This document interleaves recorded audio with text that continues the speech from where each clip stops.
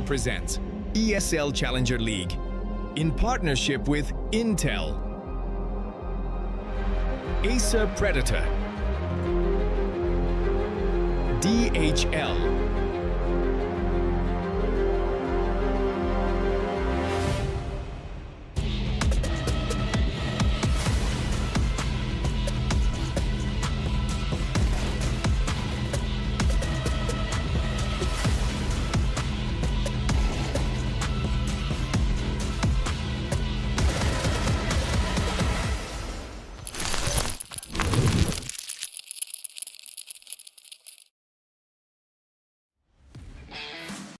The ESL Challenger League rolls on into its second Cup of South America, Season 51 off into full swing as we continue with our lower bracket proceedings. My name's Eternal J. I'm joined by Dwayne for tonight's action. How you doing, man?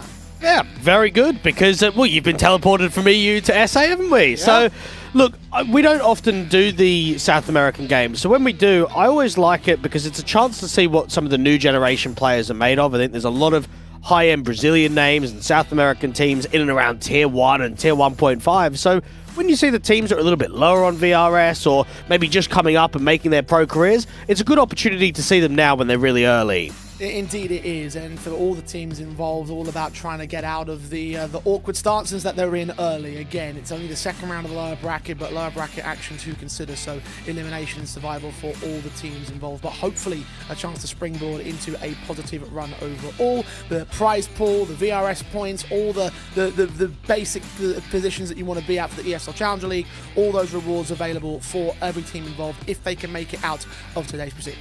And just looking at the money that's on offer, when we compare the last Cup, we had top South American teams like Imperial, MIBR, Sharks, Red Canids. They're not here. So if you are a team that's in the upper bracket, one that's in the lower bracket, you've got to look at this run and say, right, this is the kind of cup where the competition is slightly weaker. We need to go on. Not only do we need to guarantee VRS points, but we need to start getting into those money zones. Yeah, for some of these teams, it might be one of their only chances to get into the money zones. This is how the upper bracket looks at this present point in time. Shinden, Keats, Stars, LP, Metanoia, all these squads involved in the semi-final action, but that is all action taking place in tomorrow's best of threes. Again, like I said, tonight it's all about that lower bracket procession, which is really the main focus here, Greg. Again, like I said, it's all about survival for the likes of Trix, Gurara, Procyon, Uno MILLE, Players, Bounty Hunters, Game Hunters, and Vexar.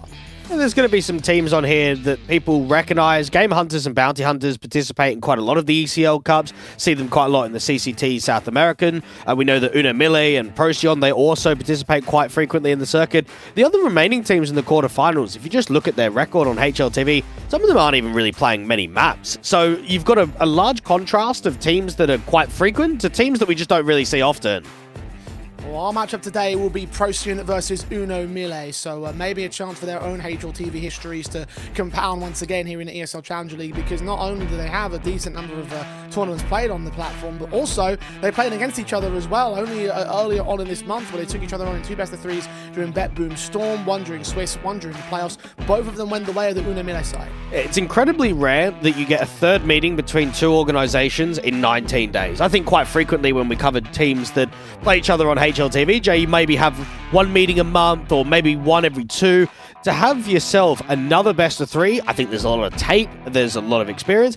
There is a question mark, perhaps, about the level of competitiveness in the game. I mean, you have two best of threes where one is a complete blowout, and then the very next one is nice and competitive. Now, I really hope that we get that kind of official and that kind of best of three today rather than the last one. Yeah, 19-17, 16-15, 16-13 typo there on the Inferno is the last result that we saw, the last head-to-head between these two sides. So for these two teams, I mean, they definitely want to see if they can replicate that for Procyon's part, because knowing you got that close that time, now you can try and start to look at tipping those scorelines back in your favour. Now you've got the basis of how to bring a competitive nature against the Uno MILLE side. But there must have been a reason why this Uno MILLE camp is as good as they are. Yeah, I think the team overall has got a lot of players that have been on and off teammates for quite a while. You've got Remix that's a part of the team, or if we go towards Uno MILLE, you've got Remix that's got nearly 1,000 maps played on HLTV. So he's someone at 32 years old who's been a part of the MILLE tag now for the 4th time. So just a bit of context to why they're going as this unorged tag right now. This was a lineup under the 4Magic organization that got dropped on the 20th of February. So what tends to happen with these kind of players is that if they get dropped by an organization, they go under the MILLE tag, and then as soon as they get a lineup or an organization that will support them going forward, that's when they'll just transfer the name over to them. Obviously, the other side of the board is a little bit more established in that sort of sense. Procyon having a bit of a very different background of their own right, and players that aren't quite as seasoned as the likes of Remix, but they still have their own respectable names here on the likes of Pav and Lency, especially. Those are the 2 guys I'm looking at for today. And Lency's a really good player. He's easily the best rifler on Procyon. You've got a core 3 of guys, Pav, Lency, and AGL, that date back to June of 2025. So approaching the 12-month window, which is always a positive sign, right? If you can keep a solid core together, try and press on. And we saw recently they've tried to add some new pieces into the lineup. Next, Maxoff came here in January, so they've only been here for a couple of months. And I think the team will be a bit disappointed with how this run has gone. They had a really good opening game in the upper bracket round 1, got sent towards the lowers in a best of 3 that really wasn't too competitive. So for Procyon, they're outside of the top 170 on VRS in the world right now. We know that they've lost the last couple against MILLE. This is a chance for revenge, isn't it? Not only a chance to get a best of 3 win, but also just eliminate your opposition out of the tournament. Yeah, despite how the head-to-head results have a look for the Procyon side, they actually outrank them on VRS, both in the wild and in the domestic regions. So in terms of the recent tournament runs and in terms of how they've performed in those kind of, by comparison to the other side of the board, you've got a little bit more of a better basis to play from the Procyon camp. So maybe there is something more about consistency in terms of making the tournament runs. It could all end here to another best of 3 result, though. That's the big concern. Indeed it is, and you've got Overpass up on screen, 11% win rate. There is a huge losing streak for Procyon. Now, we know Ancient is going to be the permaban for both of these teams, which means Overpass can certainly be banned out. In terms of the picks, a lot of Dust 2s, a lot of Infernos, and a lot of Nukes for MILLE recently. And then as for Procyon, again, a lot of Dust 2, a lot of Mirage, and a lot of Nuke. Very similar map pools for both of these teams. Well, they are going to try and look back at that history and try and steer away from the previous ones. Obviously, Ancient mentioned the permaban. Inferno was the last map played in that last head-to-head, and that's going to be taken away by Procyon. Don't want to decide to play that. Overpass is picked in by the boys over from MILLE, and they, in their, not last head-to-head, but the head-to-head before during the Swiss stage, got a 13-1 win over the Procyon camp. So that history definitely favours them in terms of that punish pick. Yeah, well, this is just completely ridiculous. I don't know how Overpass isn't being banned when it got banned or didn't get banned the first time and you get a result like that. So, yeah, it seems uneasy for that to come through. It is nice to get some slightly different maps, though. We've had, Dust 2, Overpass, Inferno. We now get a Nuke to try and see what that's like. I think for both of these teams, it's middle of the pool. Even though we get quite a bit of pick rates, we don't really get the huge amount of wins on that map for both of these teams. Well, last one of the pool is going to be the choice of the Procyon side. The Nuke pick not necessarily being one of their more established ones in the pool, so trying to see if they can get another counter punish. But Dust 2 certainly is a more established one for the Procyon side. 19 times played in the last 3 months. Yeah, Dust 2 being featured in both games, 13-4 the first time, overtime the next. One of the maps that we get a lot of play rate from Procyon, 9 wins, 10 losses last 3 months. MILLE, 7 wins and 7 losses for them. Look, when you're having another head-to-head against the team in very recent history, it is just going to be on-the-day performance. I think everything else that we've seen in previous matchups, in other tournaments, it doesn't really matter. It comes down to early momentum, who's shooting harder, and really for MILLE, can you make it 3 in a row? Can you once again get another best of 3? And even if you can you do it in 2-0, not make it go towards a finale up? Can you make it 3-0 in the best of 3 series and 6-0 in the map head-to-heads? That's the most important thing. Certainly, if you're talking about early momentum and pressure to get things going on the right foot, Overpass certainly feels like it favours the MILLE side a lot more on the basis of just that last head-to-head alone. Again, Procyon have not played this map that much at all. 6 times in the last 3 months, all of them being losses, all of them being less than 13-9 or worse. So that's the one concerning factor for me that says the Procyon doesn't stand a chance, at least on map number 1. Yeah, you'd certainly think so. I think MILLE will be a bit disappointed with how their Overpass went down in the opening round. They took on Keydstars in this tournament, started on the T side, and went down 3-9, so really slow beginning. They gave themselves a bit of a comeback in the second half to try and keep the game tight, but it was just too far gone. The round difference was too heavy, and then eventually they ended up not being able to close out that map pick, and it sent them 1-0 down in the series. So they're looking for a much more positive response now. They're playing Bounty Hunters and CCT tomorrow morning, so that will be a good little test for them in a round of 16 matchup. We just saw that Procyon was playing their round of 16 game against the Game Hunters, and while it was a very close series, 11-13 on map 1, 11-13 on map 2, they're not winning a map. Now, at some point, that's got to change because the last thing you want is back-to-back officials on HLTV to just be losses. Exactly, and by this one being an elimination loss as well. I don't know if the last one was a lower game, but with this one being elimination up for grabs, you don't want to also be losing those best of threes and also being knocked out of this competition. Like you said earlier, weakened level of playing field here. So for everyone involved, for some of these teams, it might be one of their only chances to make a decent run here in the Challenger League. The question is, can Procyon or MILLE actually make those runs? Well, considering that we're quite early into the lower bracket here from Procyon, they've been able to push on in the lower bracket runs in the past. You think back to last season, Cup number 3, when they still had Hez and Dottie in the team, they got sent back to lower bracket round 1 and was able to win 3 games in a row, even beating Sharks in the 3rd round, which is a legitimate upset in a team that's much stronger than in the local division. So they were able to get a top 8 there. We'd seen, a top 12 in the last cup for both of these squads. I think, unfortunately, for MILLE, I mean, look at who they played in the very last ECL Cup. They had MIBR in the first round and then Imperial in the lower bracket. So you can't really judge that as a top 12, saying, oh, well, you've played against some of the very best teams you've got in South America, teams that compete at the Tier 1 circuit. So this will be a much better challenge for them to finally get some wins against the lower-end teams and try and go on a little bit of a run themselves. Well, for the MILLE side, a run right here would be a positive sort of return to form, and certainly more expecting considering who the teams they took on of their own right back during that previous contention. And in general, their level of form does look to be a bit more positive for me. It's not quite like it's a full-on, like, complete straight wins across all the teams that they have, but they have won a few more matches by comparison towards Procyon. They've been able to take a few more higher level names, and so for me, I'm sort of looking at that, wondering if that form is another factor on the day that might prove to be positive. I think for MILLE, they've been fairly consistent. I'm actually quite surprised that their VRS is lower than Procyon, considering they've got, top 4 in BetBoom. They've had a couple of top 16s at a bare minimum in CCT. They got themselves a top 12 in the last ECL Cup. It just, you kind of expect maybe a higher ranking for them. But look, these guys have been around as a core 4, at least from the 4 Magic organization now into MILLE since November of last year. But again, they've been on and off being teammates for many different iterations of different lineups and as years and projects have gone on. So you expect the foundations to be quite good. I think Klon coming in, this might be a little bit of a step down for him. I was quite impressed with that Vasco lineup, and I thought they were doing quite good work in South America. But sometimes you've just got to look for the next project, look for the next opportunity, and he comes into this team in January. So, 3 months now? It's about trying to press on and trying to get a little bit stronger when it comes to the local divisions. And not the only newer blood by comparison to the Procyon side, and definitely looking forward to seeing how he can perform. Because I think you're all right. I think it was a really impressive element on this Vasco side that you mentioned, his previous sort of roster. The LAN environment is where I think the Procyon side has actually been able to beat them on the VRS. Just taking a bit of a deeper look in towards that. You were asking the question earlier. So 2nd place during Fire Contour, top 4 during Aurora's League, and as well as that, another top 12 during another Fire Contour in Season 1 back in January. So it's a few sort of wins in those competitions that elevate themselves a little bit more. So that may or may not be inflated, however, depending on how you want to perceive things. And certainly in the online environment, it might come back to favour the MILLE side with all that practice that they've had. But how that practice will apply is yet to be seen. We are waiting on a server swap so we can get the players in the right environment to get onto this matchup. So we're going to take a bit of a short break, and when we come back, we should be able to get started with our matchup between MILLE and Procyon.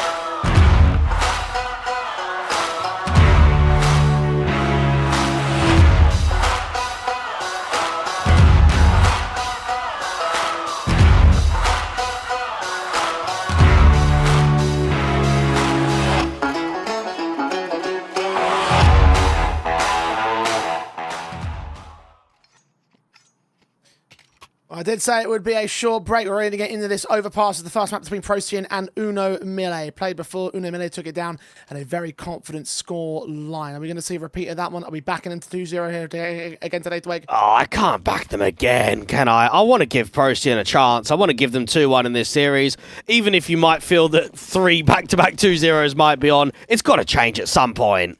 And if it's going to change, it's going to have to change right now. Pistol round is live, and MILLE are on the T side.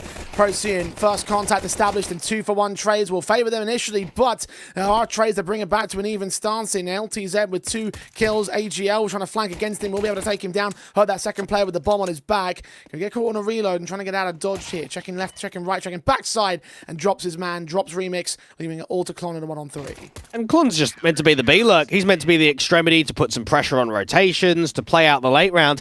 They come into the long contact and it's very expensive and very high press from the CTs. They're peeking long, they're peeking up towards party, down in the stairs. They're giving a complete lack of respect towards that default. Very good shooting from LTZ to be able to get away with 2, but it was the repositioning coming out from party that ended that round.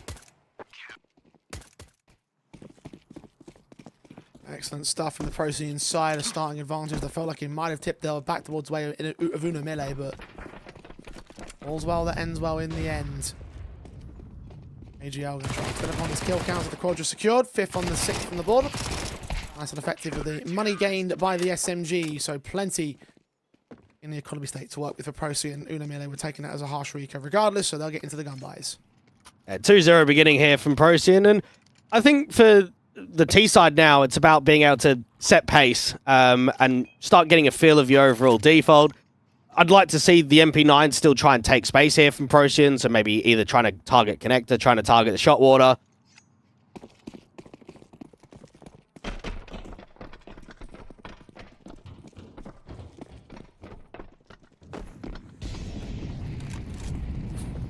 There's 4 players in defensive towards the B bomb site right now for the CT side.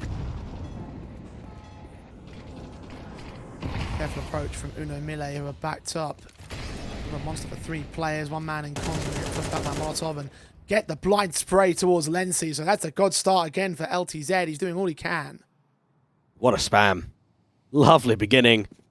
And for the CTs, not only are they gambling, but they're searching. They realize, okay, we're in a man disadvantage. We don't have the best of weapons either. So let's try and triple walk in towards the short water. Now, as this is happening, the T's are doing the exact same thing out from Monster. Now, as soon as Klon comes up on the bomb site, it doesn't see much. What they really should do is smoke off short and then just get the bomb down.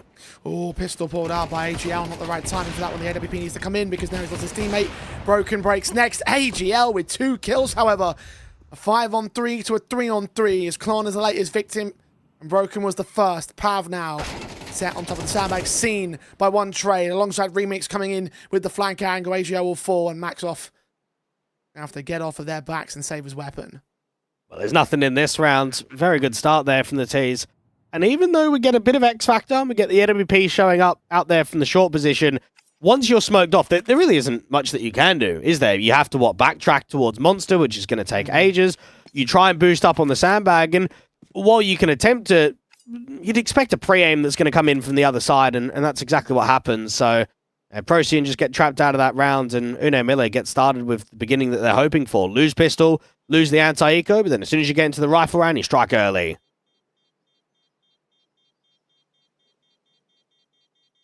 And you strike back.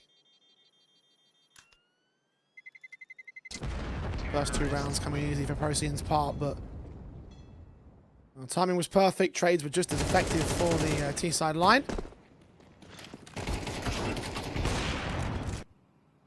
They are now on the ball on their T-side. Money will be able to justify another reinvestment from the Procyon camp. The M4 definitely helps in that regard. No AWPs can be afforded by them. Remix, on the contrary, for the T's. I mentioned it from the vid. I was very surprised that Overpass isn't being banned out here. Both teams ban Ancient, which was a perfect opportunity to get rid of this one map. We're talking about the best map in the pool for MILLE. One that they pick in almost every single best of 3, every time they have it on offer. And yet you're going up against a Procyon side that's 0-6 in the last 3 months. They've really struggled to even compete in the majority of the first halves when they start on that City side. They must have done something of preparation, maybe looked back at some previous demos, think about adaptations, but there's one thing to notice what certain details are, and it's another thing to actually be able to put it in a server and push for a result and actually try and get a win here in this best of 3. Yeah, no doubt. And that will be tested as this matchup rolls on. I hope that previous result was the freshest one in their heads, because it is actually their last Overpass played on record on HLTV. But even here, it's a minute on the clock, and they've just somehow lost all that util. They've not taken any map control. They don't have short water. They don't have deep long, and yet they've got what, 1 flash and 1 HE left. This is perfect for a T side. Waste of equipment, perhaps. All they can do is benefit from that here, MILLE. No one's on short. Pav is watching out the monster access. The player passive is going to try and support the short play when the execution comes in. The flashbang's only going to confirm as the CTs accelerate their extension down from mid and in towards the connector rotations. The AWP will try and lock them out. First shot rings in. AK of Klon can't engage. Lency also gets involved with this one. One good trade from ELD, but that's as far as it will go. It seems the T's all 4 alive for Procyon. Third they're airborne. And look, when you don't have util and you're sitting back on a bomb site, you've got to not only have a strong crossfire, but you've got to have a bit of spark with individual impact. And I think we get that out from Monster. You get a triple kill coming in from Lency. And for the T side line, they were in a really good position, but they got drawn into that first contact, and then out in Monster, it's just kill after kill after kill. 3-1 to the CT lead, and unfortunately, the money's not great, so it's a light eco. There's not too much investment here.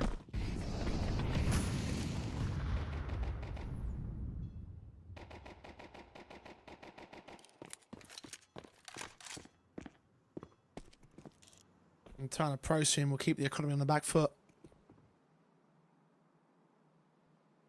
MILLE will go a little bit more careful upon their approach outside of T-Con as far as they're going to extend to on the default.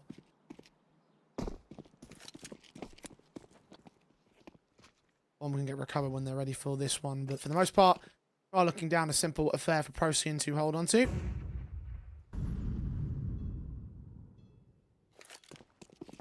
A 4-on-1 extension. Will be 4 times better than their previous result on Overpass. See whether MILLE can disrupt that play. Just contacting their way out, Monster is going to be difficult. Resmoke goes down. A pretty good timing there from Pav. They've got some jump spots going out towards Dice. I mean, really, they need to try and trade this Monster player 1-for-1, but they're going to get absolutely farmed there. 2-for-1 in the end. A little bit struggling from Next, actually. They get themselves off 2-2 trades. Remix of the latest. Lency going to get pressured by the AK coming in towards Ramp. He's so focused on the bomb side. W could get caught off guard. Indeed, Remix turns up that kill. AWP player would have been seen. Shot ringing out from the scout of the T side, and the bomb plant will not be denied by that HE, despite the HP damage done towards several T side players. LTZ on 6. Remix on 36. Broken. Cracks open the head of Maxoff. Straight shot with the scout to his head. And AGL, top fragger at 10 kills, but this time a clutch that he can't hold on to. A steal available for MILLE. And I don't know what to say about that round. They've not overpeaked. They've not, let's say, swung wide and gone in dry. They've just whiffed. The 2 Monster players should be in a position where they probably should get an ace between the 2 of them. If we're going to be honest, Monster smoke, they're close behind the wall, and there's no flashes for the T side. There is really no question whatsoever that they should get 2 kills each at a bare minimum. That is crazy that they only get 1. And then, well, the last B player was hoping for a bit of a spam, and it's, what, Remix that picks up the AK, no armor, and just gets a clean kill in.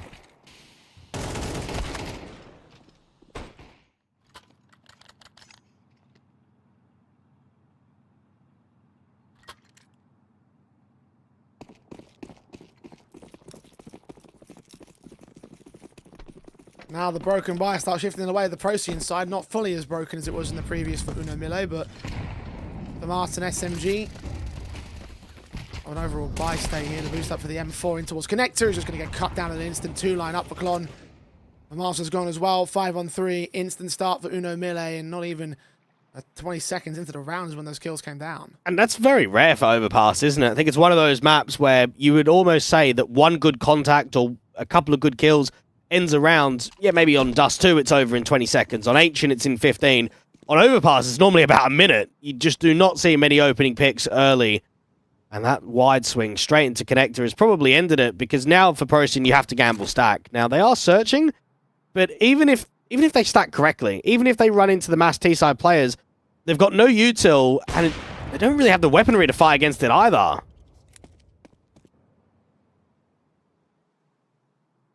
One landed by AGL.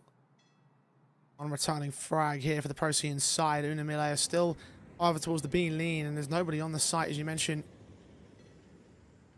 Heavy-handed towards A, but as they search mid, they start to backstab here, and the teams might not be ready for this. Indeed, the man over at short is going to have to throw that utility out. The heaven smoke via short will come back and land to cut off that AWP player. Meanwhile, Remix does land one of the players on short. Yorpa gets right back down to solid ground as they engage against Broken next, to dish out a lot more damage than he takes. Yorpa closes in, next to swing back. AGL catching Remix. The bomb in the meantime will get secured. AGL's too close. Blind firing, getting closer and closer, but still can't land his casualty. The AK taking outskirts, angles, footsteps heard as the quick peek from Klon will get down next, and AGL can only do so much with this pistol. Low HP for both of those players, 4 points within it. It goes the way of MILLE regardless. Now, this might be a bit of a tell for MILLE that they're just a little bit too slow. They're in a 5v3. They need a pack and group. They're taking ages on that default. They've got all of the control out towards short water, and they must take over a minute before they execute into that B bomb site. It gives time for Procyon to start backstabbing, to getting into some good positions. So that round shouldn't be competitive. It actually got quite close towards the end. I think at least what MILLE can say is that while we've maybe got off to a bit of a slow start, mate, it's 3-3, and we've now got the economy in order. Harsh eco now for Procyon. Harsh stacking towards mid for the AWP to receive. Remix wants to get out of here a little bit faster than he's sticking around for. Need his teammate support, because he could end up getting overwhelmed, or nearly down to collateral, in fact. Meanwhile, the Mac 10 of LTZ gets a kill out towards mid. All 5 alive, and a perfect round, in fact, for the T-side line. Advantage also taken on the scoreboard. And the first tactical of the game is called in by Procyon. When you look back at some of these players on both of the respected rosters, it's surprising to see how old some of the guys are, considering how inexperienced they are to the local divisions, to even competing on HLTV. I mean, Pav, he's what, 28 out here on Procyon, and he doesn't even have 500 maps played. You've then got Remix over on MILLE, he's 32. It's CLD, he's what, 24? Even Lendy is 26. I mean, especially in Europe, Jay, we would say that that's more veteran status, right? Anyone that's probably older than 24, 25, we would put in that conversation.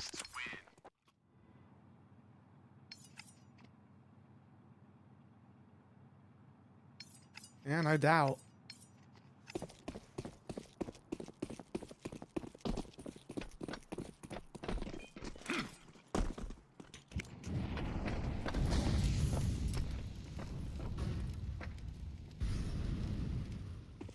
And the age is maybe one thing, the experience of the gameplay is another.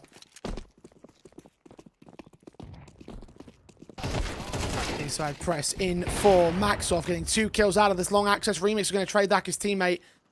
Maxoff is all alone here, considering the search up. The AWP has been tagged to half HP, trying to bait him into a kill, and he gets it, but LTZ is fast to respond back, grab that bomb. Still have to play for the man disadvantage for the rest of the round, though. Yeah, well, they deserve that. I don't know what they're doing out towards long. How's there not a single flashbang? I've no issue with running it wide. I think putting pressure on long early is quite a good change of pace. But to go in completely dry, you are going to pay the consequences for it. Now, it's still recoverable. It's just not easy, because the CTs have all of the map control here towards short. So they're doubling on B, and they're just playing a passive Lency. Now, yes, it does open up a pathway for the T's to take bathrooms and move in towards an A contact. The problem is, if you do that, you normally use util, so you'd give information away. So this setup looks pretty good right now for the CTs. A very awkward spray. Gives up his left towards Klon. The HP departs with the Sosa, giving him the next shot, get both of these kills pretty easily. LTZ, all he can do is let him escape. Nades and smokes down to cover off the short access. And plant down default, just about evading that Heaven player. 1v2 clutch, not impossible for the man. The concern is going to be how he's get driven out into the open. Needs to win one of these fights. Trying to take down the player at Heaven. Info to reveal towards next, so he can continue to moving up. Let's see. Head barely seen the tap. It's good, and he heard the lost man. Oh, the spray is awkward, but it comes together for LTZ, who continues the hype train for Uno MILLE. Brave. What a clutch. That's really well played coming out from LTZ, because he recognizes I need to get myself an off angle. Now, I know the guy's out towards short, so once I deal with the Heaven player, he's got to be short or monster. But to turn around that quickly on 180, not easy whatsoever. And I mentioned it at the start of this best of 3. Mate, he is the strongest rifler on this team. And he's probably the least experienced as well. He's 20 years old. He's got 90 maps played on HLTV. And that was a proper round. Massive difference. They're going to go fast in right now. The Piston up next, however. He's going to make a difference of his own right. Broken investment. Broken's going to have to get involved. He will take the man down, but an advantage sits with the CT forces. The AK of CLD, awkward sprays, but he gets his 2 headshots together with Remix catching Max off on shore. Crisis seems to be averted, although a damaging round still posted up here by Procyon, and for very little investment. The USP of AGL going to see what more he could do. He could still take down the low HP. That bomb's going to get picked up and committed soon enough. He's also grabbed an M4. Remix might be in a lot more trouble than he suspects. The headshot seen. Not taking AGL, or switching the weapon at the wrong moment. And that will cost him 6 on the board now for Uno MILLE. Now, I'm just convinced that Uno MILLE are just making this game tougher for themselves. I mean, why are they even rushing Monster on an anti-eco? Why are they rushing Long without a flashbang in the previous round? If they can just relax, okay, just hold off, be steady for the first 15 to 20 seconds, I think they're going to have a comfortable T-side, because they've class in the late round, haven't they? As soon as they get in post-plant situations, and when they can slow the rounds down where they're really defolding and they're not bringing pace, they are the better team. They are outclassing the opposition. It's when they're pacey, to me, it's not working. I mean, I look at that sequence for next and think it's almost a bit disappointing you're not getting more there. 2 kills on first contact with a 5-7 with a stack on B. You're hoping that you can steal that. You're hoping that the eco is going to be winnable. I thought it was going to get stolen for a little bit. 5-7 got 2 kills out of Monster. They were bottlenecked and everything just started to fall into place for the CT side.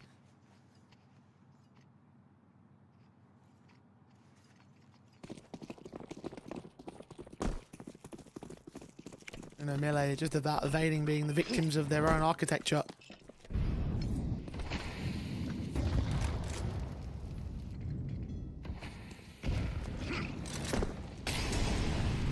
Overall, they have managed to score.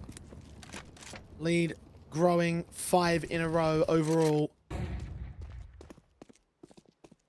And 6 out of the last 7 rounds going their way. Ops are back in for both sides. AGL's already taken some damage. It's a very slow and quiet approach now from the T's. AGL had a really good start to this map where he was getting quite a lot of picks, not so many with the AWP. Now he's playing towards the A bomb site, and you'd expect if there's going to be any pressure towards top con, front side of the bathrooms, just flash him off, or at least flash up high, drive off any position that could be held. This is one of the slowest rounds we have seen in quite a while. Uno MILLE have no access to short water. They've not taken any space towards long or the bathrooms. 45 on the clock. Time is a-ticking.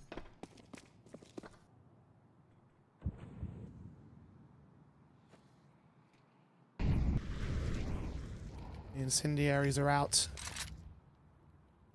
Block any progression in from short access, but it's Monster that needs to be the big concern. Again, 3 players about to walk their way forward. Flashes will go over for Remix. Klon will enter with it, but the smokers come to cover the CT forces. With how little time there is on the clock right here, they need to get these kills in. Any one man springing a trap will be enough for the CTs to deny the whole round against the bomb planter. Broken will fall. Bomb is on site, just about coming down ahead of the pillar. LTZ gets 1 kill before that plant is secured, so it's a 4-on-4 for the retake. Nay is exploding in the face of Pav and Lency.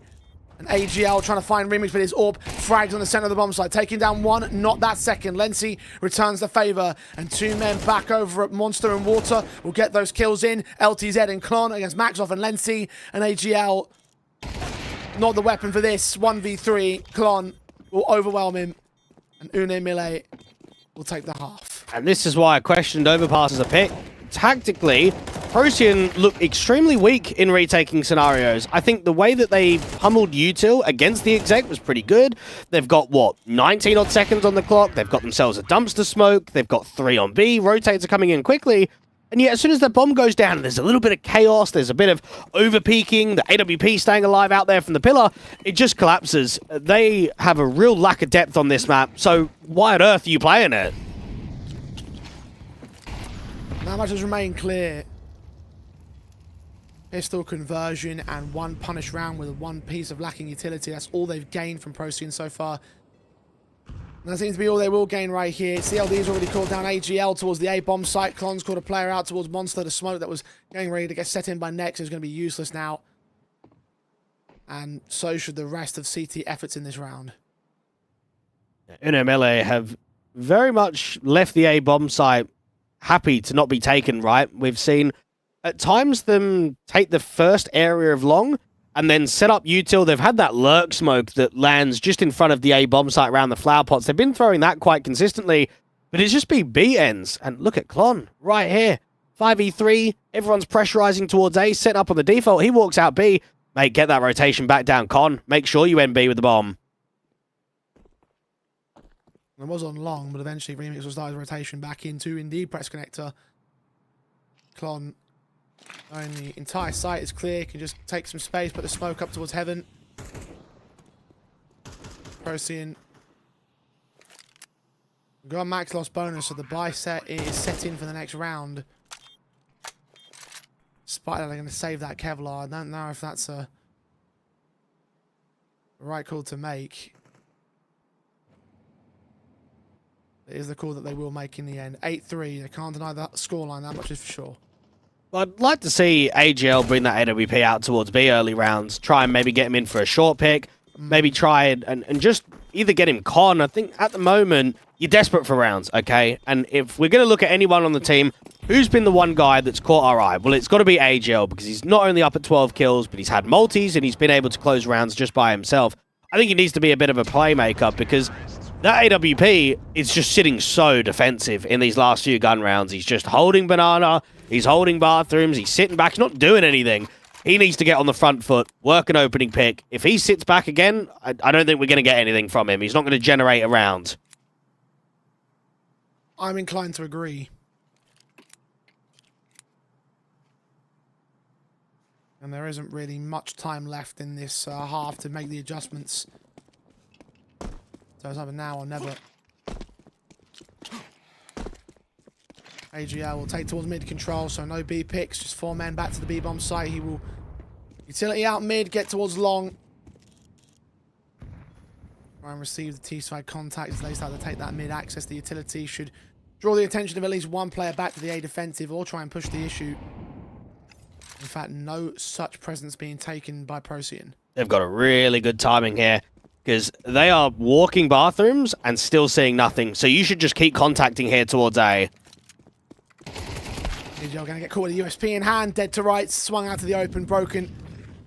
Gets that kill rather easily, and I mean, they're going to have to go for the retake. So the round's not done, but 5-on-4, no presence on the bomb site, is effectively done. Pretty much. I mean, even the cutting of the rotations, everyone's going to have to come up from spawn. There's too many players around this banana and top composition on the T side. Nades peppering down the HP margins, Pav. I'm going to be the man forward here. I thought he was going to, but teammates starting to set utility up, a re-smoke onto the dumpster entrance and utility down over a bank as well. Molotov's up. LTZ, oh, true kills out of it. Nearly a triple. Stolen away by his teammate. And even a knife pulled out just to add extra insult to the injury. CLD will get the kill on the gun to spare that insult. It is still a 9-3 half. That's injury enough to Procyon. Unable to do much on the CT side of the opponent's map pick. And it's going to be a difficult task to come back from in the second.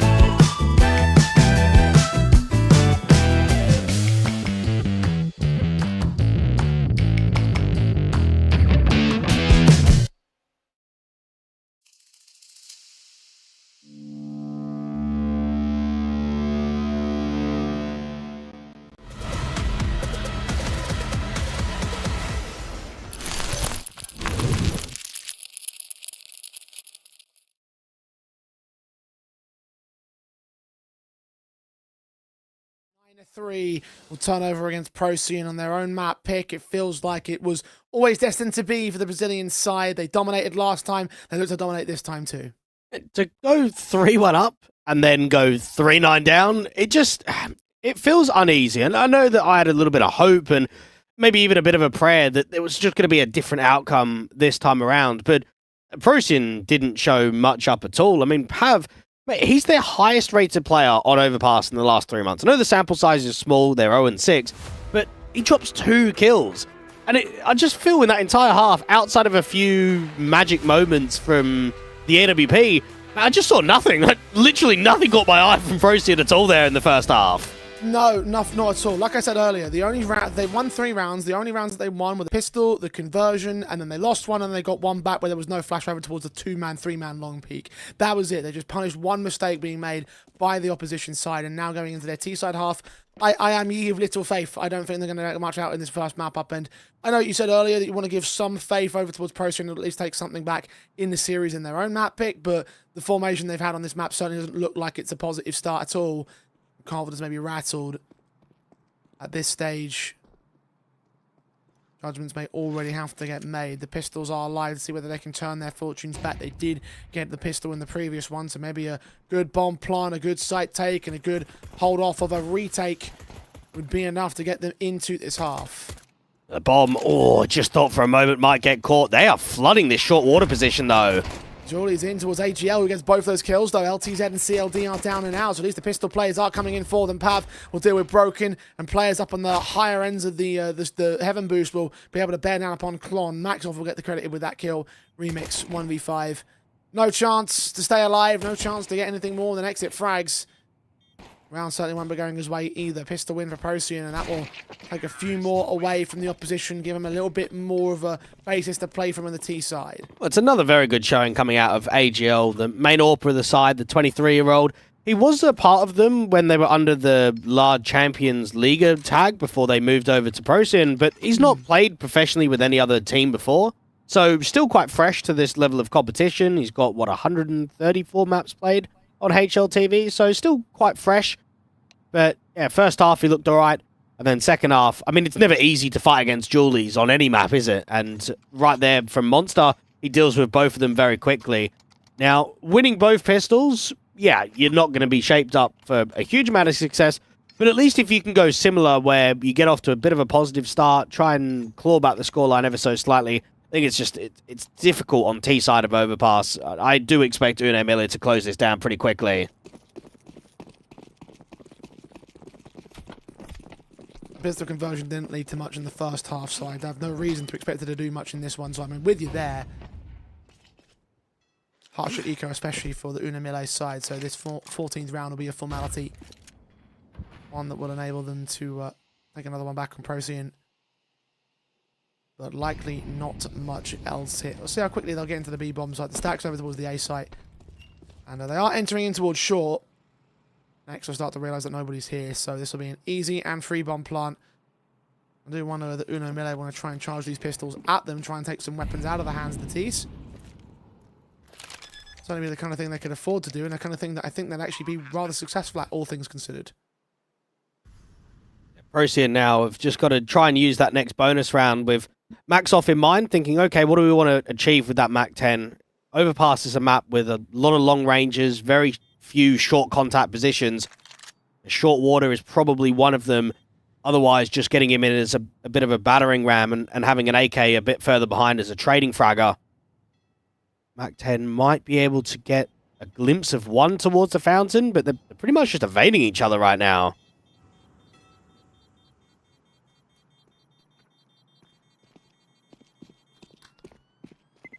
Hearing some footsteps at the around the corner.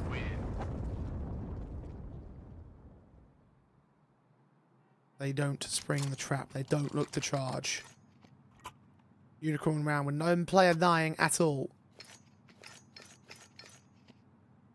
And the rifles come back from the CT side. Their first gun round of the half. Still 4 to the good on the lead. You say unicorn round? Yeah. Never heard of that. Never heard of the unicorn round? No, Like, really? never heard of that. Never. Wow, Don't think so. Do not recall it. Okay, well, now you know what it is. Yeah, apparently so. So we just talking 100 HP, or we're just talking no casualties? I think 100 HP...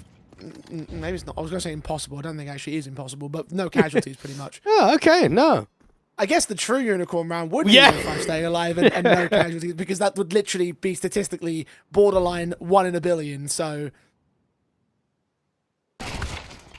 CT Forces pressing on towards the defensive line. CLD can take down Max off first up, so that Mac 10 does very little with its attemptives. There's one player without a helmet, that being LTZ, but CLD will tank that damage and ensure that they can't gain some bonus cash out of this one, reduce them to a 5-on-4. Just a lack of util there for Procyon. No molly to divider, smoke towards the front side of the bathrooms, flash in. Got to be doing more there. And then out towards Banana, you've got really an access for the T's, but they're giving it up. They're going to start regrouping towards short, and the 2B players are out towards the monster side, and you've got a search party for the CTs on A, so they're going to rotate a third player over pretty quickly. Next, then Nancy start leaning. Klon, LTZ. LTZ going to get caught. This is Klon. 2 very fast trades in from the Procyon side, entry into the B bomb site. Remix still gets one of the skills out of it. Next, really responsive to a triple, but he loses his life to Broken at last. 2v2. CLD seen on the backstab. They have information on both players that remain for both sides, and it could be 2 individual fights that decide this whole round here. Broken in the worst of positions, but CLD comes in with support now, taking down AGL and leaning up to the bomb site. Pav, known towards site, he put that Molotov out, does fight Broken, turn back. Need to reload his weapon here, he's running out of ammo. CLD going to make some noise. He has no kit in play, and the spray still comes up for Pav. He clutches one for Procyon. Well, they needed that one. Desperate for any sort of rounds to flow, any kind of 1vx scenario. And the B players don't do anything wrong except get owned. What a double entry there from Next. And no over peeking, definitely not out of position. That's a very good double entry coming forward. Next was a part of the Dusty Roots organization, just 19 years old here for Procyon. That'll be some confidence for him, just to think, okay, maybe there's a little something in this T side. All-important rifle clutch. That much is certain. When we're looking for some decency for Procyon to establish on the T side basis, the pistol conversion was not enough in the last half. It will lead into a true rifle in this one, and actually a successful one that could almost close the gap. At least it will bring it to the 7th on their board. Within 2 of those leaders here. SMG for CLD, and Broken will buy a scout, so half invest are considered. Remix will save to get the true weapons out. They will have a rifle buy in the next round here, MILLE. Keep an eye on that MP7. I think that could do some serious damage at short range towards Connector. More aggro towards long. This is a good little setup right now. Oh, the SMG is pushed out of the way there in Con, and alongside his backup of Klon. Pav was thinking of going for the extension out. In the end, he will go back into mid where he gets tagged up by Klon and take down CLD. The same Broken Scout can deal with Lency. You don't expect there to be presence to come forward, and Remix will get caught for it. 4v2 right now. USP pulled out by Broken. Can't get the kill on Pav. LTZ. An exit frag on one man, and maybe the best thing that they're looking for. Yeah, for a moment, it looked quite promising when they had as many players around that party position as they did, but there was just a little bit of individual fighting, giving quite a lot of respect towards Pav. So that 5-7 in armor is not going to be able to achieve much. And considering that there was a 6-round diff, you've now got a difference of 3 that's going to be 2. Yeah, it might be the start of the map, but you are clawing the lead back. You are trying to initiate a bit of a comeback. It's just going to get more difficult when the AWP comes up. And, of course, when we just get more consistent gun rounds for the CTs.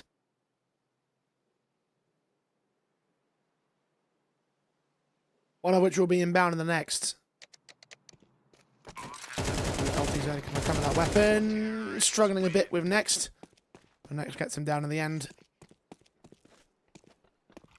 And again, look to the rifle rounds for the CT side. M4 for LTZ coming out already.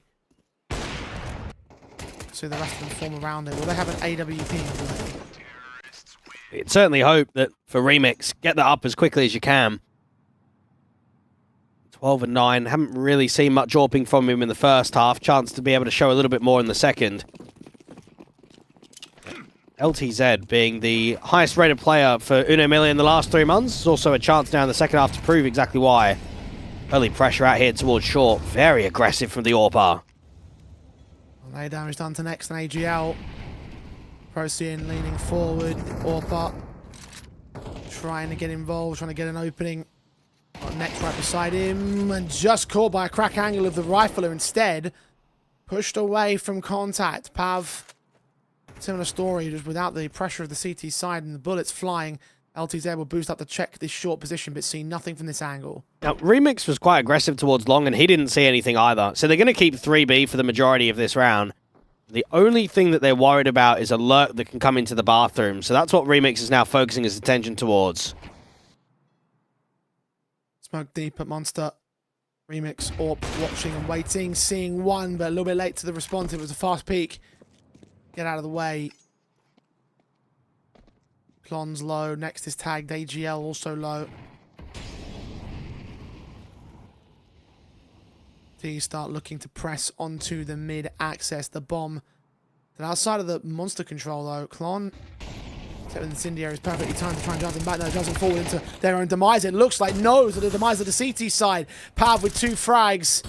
He's also been tagged up. The CT attention's been brought over though. That bomb is going to try and commit. 20 seconds. Can Broken get an angle? He's trying to find one, but smokes on the site will allow Pav to cross and get planting easy. No utility to deny here from the CT side. They will put the nade on, which will tag up even more so, but still no casualties. 4 on 3 for the post plant. Yeah, Lindsay's got a backstab coming through from heaven, so that should be the round winner here for the Tees. Especially CLD and Broken get those kills on the more forward-facing casualties. Pav has fallen as the latest. Lency moves on. Remix will get seen, as will Broken. Tap of the AK. Completely whiffs it, but comes up good in the end with max off supports. Now Remix stands alone. 1v2. Trying to get his man, trying to get his return. But neither player gives up the fight. Ain't got time for defuse anyway. Does take down one player, but it's round for Procyon. They are bringing this back now. That's an excellent lurk timing coming through from Lency, and the boys on the bomb site do a good job of not over-peaking, especially the player out towards short sandbags. Here for Klon, I mean, that's just poor, isn't it? You've got an Incendiary down towards Monster. There's separation. 2 riflers are going forward. The AWP is being pushed further back. You need to be holding your ground there. And he's pre-firing. He's not quite swinging wide. He's not finding the connection he's after. And Procyon have been given a couple of gifts here, and they're punishing. Indeed they are. Tactical timeout for Procyon regardless. Third and final one called in. They can probably look to trying to tighten up some things and keep the economy state rolling, because they have been tagged up and taken down by quite a margin of the players here. On the contrast, the other side of the board, that M4 CLD will be brought back. Is that indicating a forced buy, or they want to refund it? They've got time to think about it. Yeah, they will refund it in the end, so this looks to be more of a half invest. You can go into a fairly heavy half. I mean, you're max round, so you want to try and protect your own economy line, but you've got to start chipping away. You've got to make even this round feel winnable. Don't really want to give a 9-9 score from a 9-3 half. Might be the reality they face, though. It's already gone 9-8 from the 9-3 half.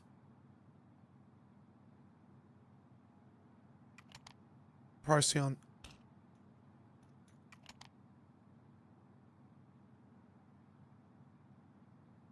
Two rifle round wins taken on this T side.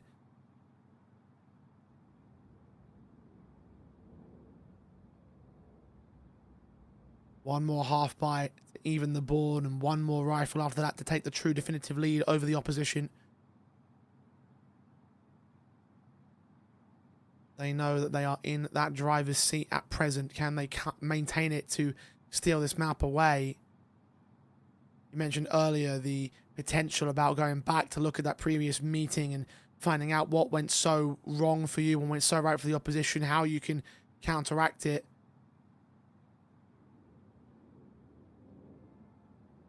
Could you imagine a 1-13 loss turning into a counter win in the next meeting, the very next map of Overpass you play? against the exact same squad, take away what, as you said, is their best map in the pool. Yeah, it's definitely fantasy, to put it that way. I think there's a lot of things that have gone right here from Procyon. They had the round where Next walked out Monster and got a double entry. We then see in that very last round, Klon should probably be getting 2, doesn't make it happen. So there's a few, let's say, mechanical errors here for Uno MILLE on the B-bomb side.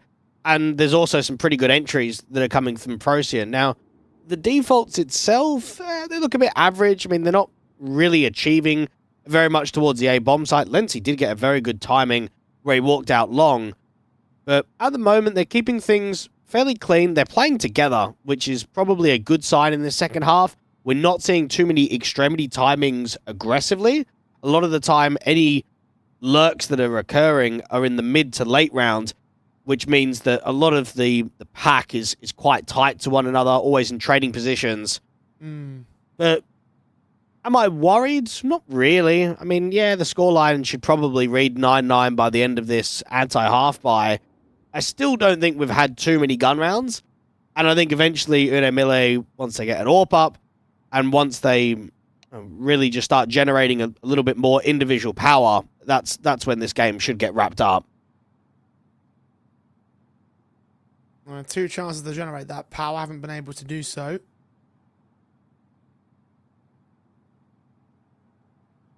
Perhaps 3rd time's the charm.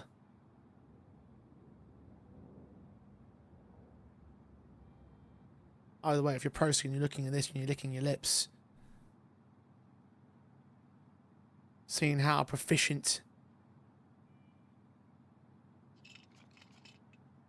might have to be to dish out this damage into return, so even if you do treat it as fantasy, and I don't have any reason to disagree with that notion, you do have to think of it from the Procyon perspective. Maybe they are believing in themselves. Maybe they are looking at this and saying, hey, if we steal this map, how could it look for us? Could we return our own 2-0? Set it as a goal. Get some revenge over the opposition that had knocked you out in previous tournaments. Had the one-sided one-up on you.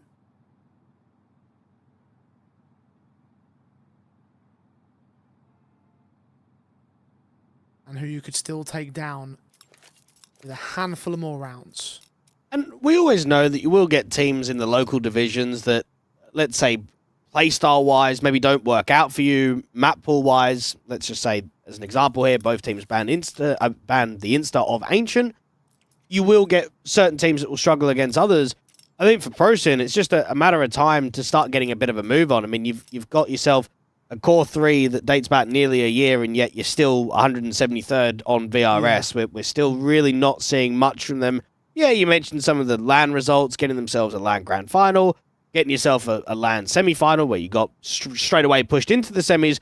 Everything online for them recently has been bang average to below par in comparison to the majority of other teams that we have in this ECL Cup. So when you've got a lineup that's been going for as long as they have, and especially a core, it is about time to say, right, we need to defeat teams like Uno MILLE. We need to be going deep in ECL Cups. And I know going into a lower bracket matchup like this, it's important to try and push on when we don't have the strong teams like we did in Cup number 1.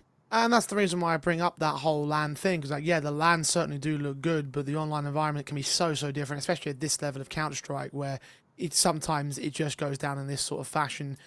For Procyon, at the very least, they are starting to bring something back, but make no mistake, they are still on this comeback, and comeback has been stalled not only by the deficit, but also by tech problems. Of course, we have got some routing problems from players to servers, so we are trying to fix that up, but as we do so, we are going to take a short break, and hopefully when we come back, we can dive right back into the thick of it. Can Procyon return the scoreline, or will they get pulled away? We'll find out when we come back.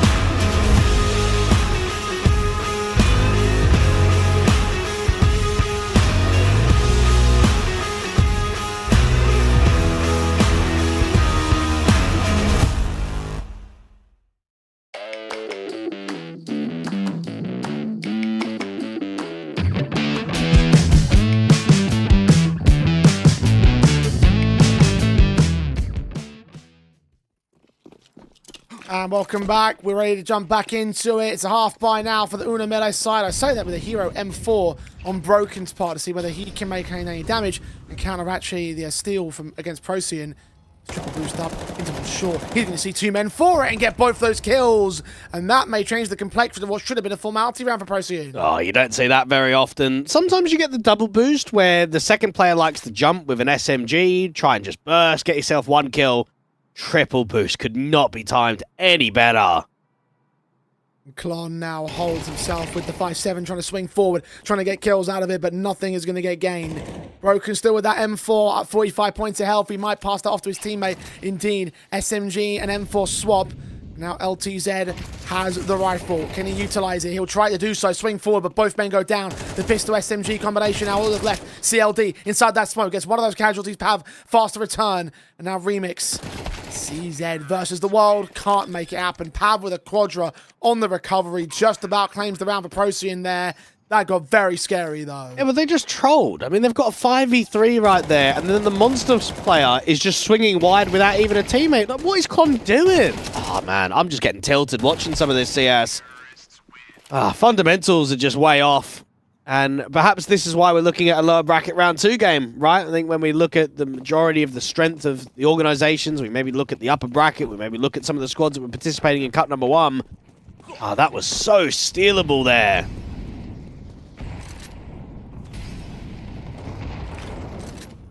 Instead, we go 6 in a row for Procyon, 9 apiece, equalizing from a 9-3 disadvantage. The opposition needs some sort of responsive. They've got max loss bonus, they've got rifles. You're saying earlier that you think that the rifles are where they're going to come into their own. Well, this is the time for them to prove it. Well, they've got the AWP out, and they're giving long right now. So double bathrooms, 3 on B. Should see some activity within the next 20-odd seconds from the CTs, just because there's not a lot of noise being made. Yeah, connectors being taken, but Broken's going to rotate up, and they're going to keep 3 towards A. Pav will walk his way forward. What was going to go towards the bathrooms, towards mid. Instead, he's going to be joining Lency and Co. in AGL. All start moving towards that A-bomb site. CLD has got the M4, who's leaning in towards mid to try and watch out for Max off. It's all down to timing. Checks out the bathroom entrance in towards Con. He can adjust. Max off, first to fall. Remix now set with the AWP. Back at the bomb site. Leaning up a dice. A flashbang misses him. He doesn't get the kill though. Second phase, the flashbang is in effect. And Pav can get credited with a 4-on-4. CLD still a threat to neutralize. And Next is on to do just that. Back's turn. Easy kill. Advantage for Procyon now. Bomb site will be taken. Plant should be secure with it too. They might try and flood the bomb site. Try and put pressure on quickly. Pav's leaning up, and AGL's watching the boost of Klon. He's down next, 4 versus 2. And they're backing off to save their guns. They don't have a choice in the matter. Procyon have just taken the lead away from Uno MILLE. Well, Uno MILLE just keep whiffing, don't they? I mean, I know that there's a lot of util coming in towards that bomb side, but that first shot is an absolute sitter for the AWP there of Remix.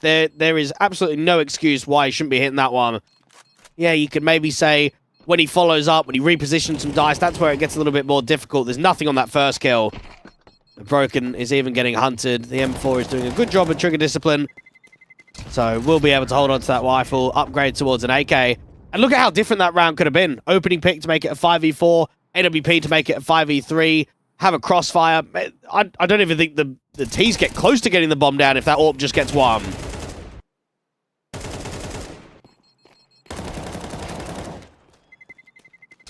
Not at all.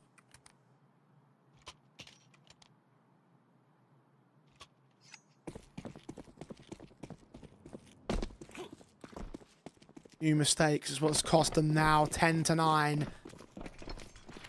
AK saved into another half bite.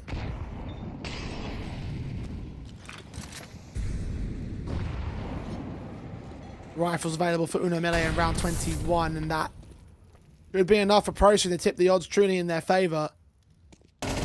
Broken into mid will get cut down by a crossfire. Lency credited with that kill. Advantage for Procyon. It's just a bit of a shame there for Broken. I think first off, when you've got a hero weapon, you have the mindset of trying to do a lot with it. But 4 on B, solo on A, is it necessary to go for a swing in dry? I mean, even if you get one, you're going to get traded and then the AK is just going to be dropped in the open. You've got 3 players with Kevlar. Would have been so much stronger to be in with the pack, be in a trading position. And now it's gone from a gamble B to a gamble A, just when Procyon start regrouping outside of Monster and walking in. I have to group together for Uno MILLE because of the lack of firepower, lack of weaponry.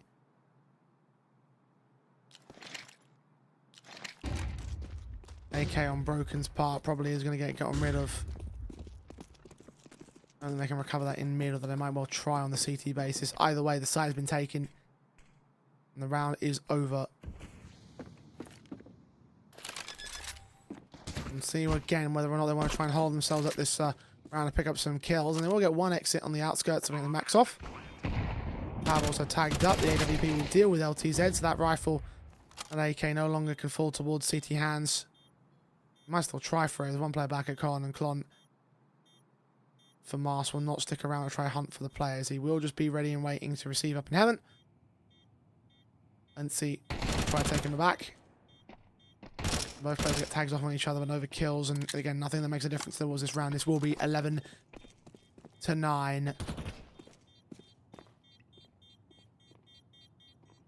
And one more good rifle round of the Procyon could win them at their opponent's map pick. And perhaps it is just an ego thing. I think at any level in CS, you have to have an ego to be able to be confident, to be able to peak, and to not be afraid against the better teams. But there is also a limit. Is Uno MILLE going into this game with the ego being, well, we're just going to slap them again? We've been able to beat them fairly comfortably last time. We were up 9-3. Let's just relax, let's have a good time, and let's close it down quickly to now, well, hang on a second, we've now just lost 8 rounds in a row where there's not been too many of them that have been competitive. This has been a serious T-side just out of nowhere. Legitimately out of nowhere. Procyon don't win this map. Don't play good T-sides on Overpass. Not in their wheelhouse, not in their history, and therefore completely and absolutely unexpected at this juncture. Next one, lean up, AK in hand, take the fight, spray through, LTZ down, second man of Klon, traded by Prav. Coordination so well set, only so much the FAMAS can do, 4 on 3.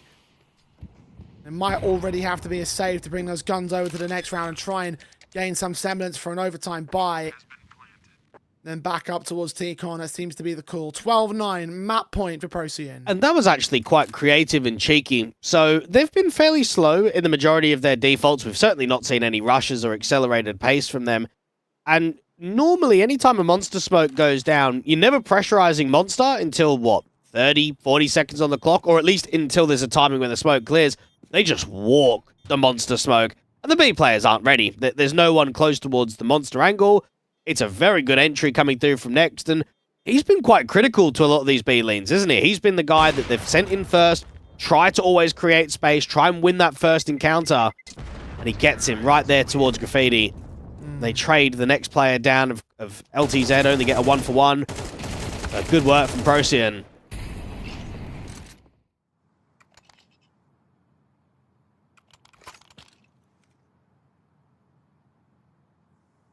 Nine on the trot.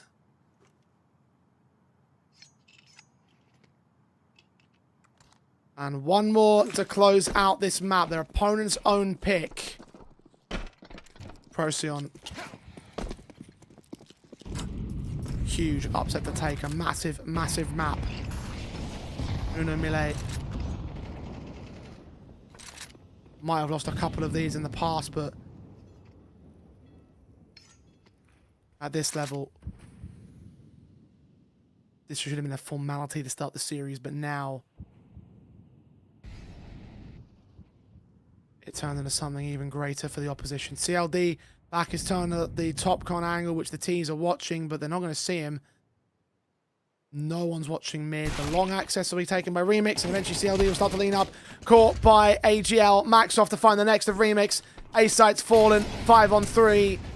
And this one is over. Procyon going to embarrass Uno MILLE out of their own map pick. Overpass to look to go to the Argentinians, because there's no hope at this retake. No, nothing at all. Even Next is coming over that no one's coming up top con. Everyone's got to try and flood in from Bank and from Dumpstar.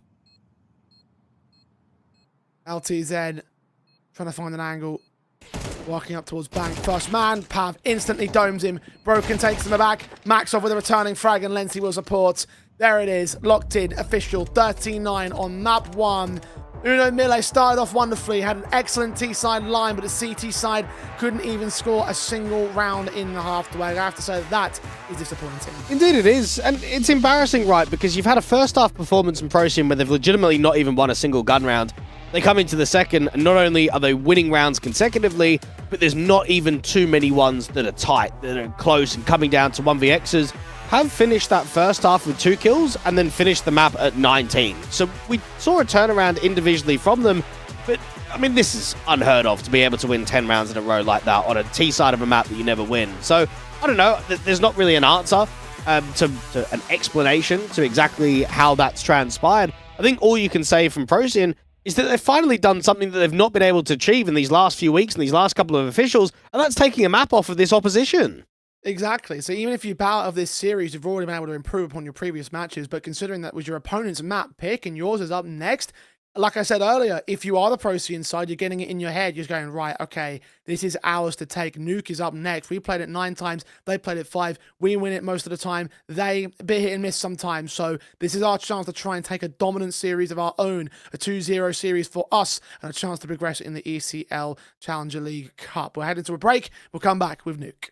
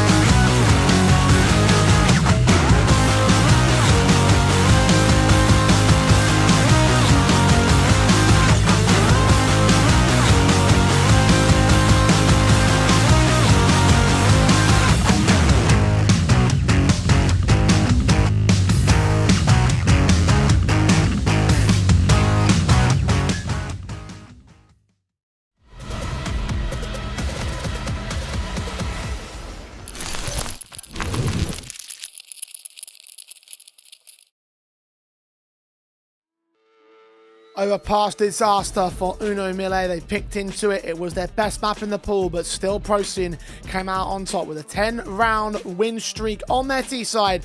They are now 1-up in the series going into their own pick of Nuke. Dweg, what are the chances of a 2-0 now? I think fairly good, right? Nuke has been picked in the last 2 best-of-3s in a row here from Procyon, so it tells you that they're confident in picking it.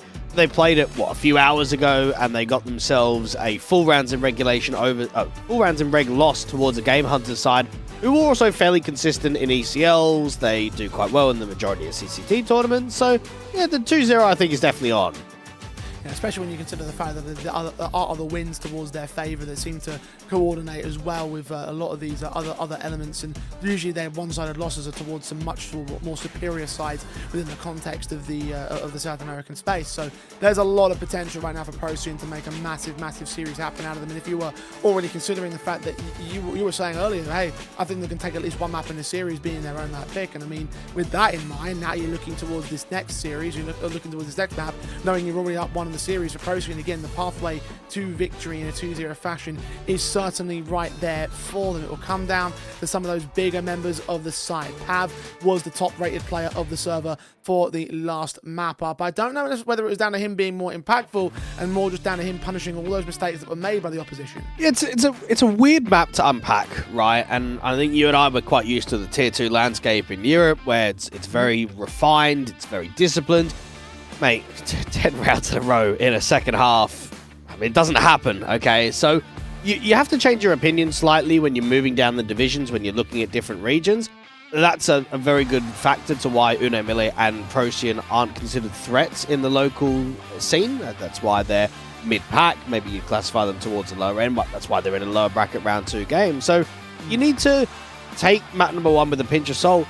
That not everything is as easy as it reads, right? I think you can come out onto Nuke, and yeah, it might be your opposition map pick, but anything can happen in these kind of series. I think for Uno MILLE, they're going to be frustrated with the outcome of map 1, and they're going into a CT side of a map that they win quite frequently, and have also had some really one-sided wins, even if it is a little while ago. If you're getting 13 4s on this map, if you've had 13 3s in the past, you're going to look at that saying, we went 9-3 up in our map pick in the first half. Mate, let's try and get another 9-3 straight away. We're going to go into that CT side. Let's just put pressure back on them. Well, let's see whether they can do that, I think, is above all else the thing that they're going to be focusing on. I mean, the fact of the matter is they lost their own map pick, so they can't be feeling great about that much here. And now the hope is to try and respond towards that here. And, you know, you mentioned you've got some good map up results on this Nuke from the Uno MILLE side in the past. The notion of them beating out some sides in previous CCTs is certainly a positive. I think one of the key concerns for me is the fact that those sides aren't exactly at the higher ends. We're talking about MIBR Academies, here we go again. None of those like seriously high level names. We're talking about similar ilk like the Game Hunters, like the Procyon result we talked about earlier on today. So there are some of those once again comparison points that maybe they become a little bit less important as you go further down the pecking order, but they are something to consider, I think, in terms of Procyon's favoritism. And even looking at Uno MILLE, I mean, Remix is averaging a 1.3 31 rating on Nuke in the last 3 months, which is pretty insane for a map that's not really that heavy with AWPing, especially because you only really see it on the city side. But he was whiffing like crazy out there on map number 1, and it wasn't just him. We saw it from Klon that was out on Monster. We saw it for the majority of the B-holds. Individually, it looked as if they just fell asleep, and they really need to come out on Nuke and make sure that they're communicating really well, they're not over-peaking in individual scenarios, because tactically they let themselves down quite a lot there on Overpass. Indeed they did, and I think that the example of the AWP is just one key standout sort of example out of many, many more that you can add to the tally. So individual sloppiness cannot be tolerated from here on out. MILLE will need to win this map. Their opponent's pick in the series. They want to survive in this lower bracket. The ECL is a cutthroat sort of environment now. Need to take the wins here. Pistols are about to go live. Procyon on the T side starts. And while T sides was certainly the name of the game for them over on Overpass, let's see whether they can make something decent happen with them as well here on Nuke. Now, when we saw Procyon playing this map against Game Hunters a few hours ago, started on the T side, got themselves a 6-6 half, moved into the second half, and it wasn't quite enough. So I think right here, you want to be targeting 6 or 7 rounds, and that's got to be the goal from the outset. Now, if you go down 3-9 again, I don't think you're going to have that kind of recovery. Even with that being the city side of Nuke, even with this being your map pick, it's not going to happen in back-to-back maps. You need to show a lot more consistency, for sure. The Glock's out, the USPs, no jewelry sets in for this round. We saw a few of them over on the course of that the last couple of pistol rounds. Last map up, fast in from Procyon, quickly trying to overwhelm the likes of Klon back in towards that closed van corner, but LTZ has his back, and he will get one of those kills on the backside before he ends up dropping. Maxoff with a responsive. Remix drops in unexpectedly, but gets that kill on Maxoff regardless. CLD will drop, and now Lenzy's looking for 2 men in the back lines, can't manage to get either of them. AGL has both individuals facing him down and taking the opening pistol for MILLE. Very rarely see CTs not buying jewelries when it comes to pistol rounds, especially on Nuke. I mean, top heart, they are incredible. And right there, I think we see a factor of what happens if you don't have them out on the B side, on the A side, should add. Really quick entries coming through from the Ts, but the rotations out from Heaven were pretty solid. The Remix drops in, and then Broken just ends off that round. AGL, who was clutching quite a lot out there on map number 1, wasn't quite able to make it happen, so they lose pistol, and they go down to an eco.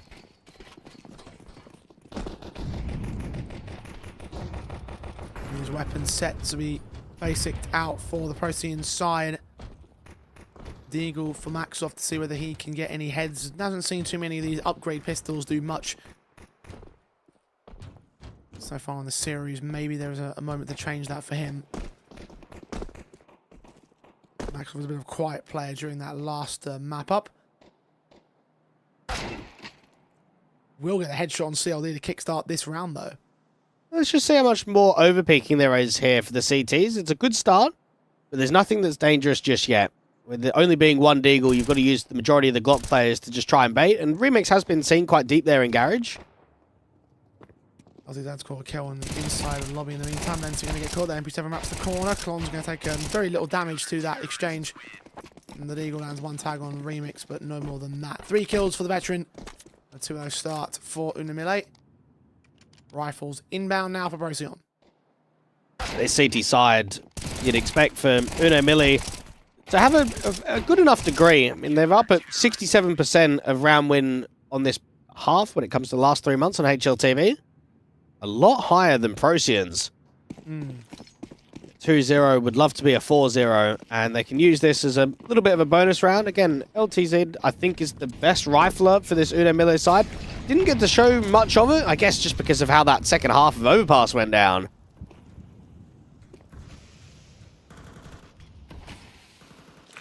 Overwhelming streaks of Procyon. Going to get one of their own going now with the rifle bases up. Very slow the uptake for the outside control. Remix is also considering a prod forward. He almost went all the way up to Maxoff's position. I think they're going to check it as well. In the end, he looks towards the outside. Catches Pavsy second.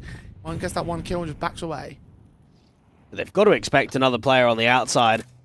Instant repos there from Remix. Try and play a lot more passive. Play heavy on the upper. CLD is waiting for the main drop. The lurk from Next has not received any pressure towards hut or door just yet. On and CLD. Pushing towards the outside. They're going to hold the mini reverse crossfire. LTZ going to watch up the Start to entrance with one man. There's ice set over at Ram. The man advantage currently sat with the CT side. Procyon taking their sweet time and being as quiet as you can be about this. Well, it's going to have to be contact heavy, and it's going to have to be an A split. These door players need to strike with entries. Squeaky's open. Lency gets that headshot together. Backs will be turned towards the second man. He takes that chance to strike, take down 1 and 2. The SMG of LTZ moving up close and personal. AGL struggling with that one spray down to 2 points of health. Has to fall back and save his gun. No time and no chance at winning this clutch. He knows it. It's 3 to the board of the CT side. And it is a slow start here from Procyon. You go into your first gun round, you lose an opening pick very quickly. No one's in trading positions. And then out there from door, you get a cracking entry from Lency, and then everything collapses. Oh, nearly lost the rifle down after time. That was a good little chase there from Broken. So take a tactical early, and just recognize the position you find yourself in. Not only are you down by rounds, but economy's not great. You don't want to be force buying here, but you're halving around the saved in AK.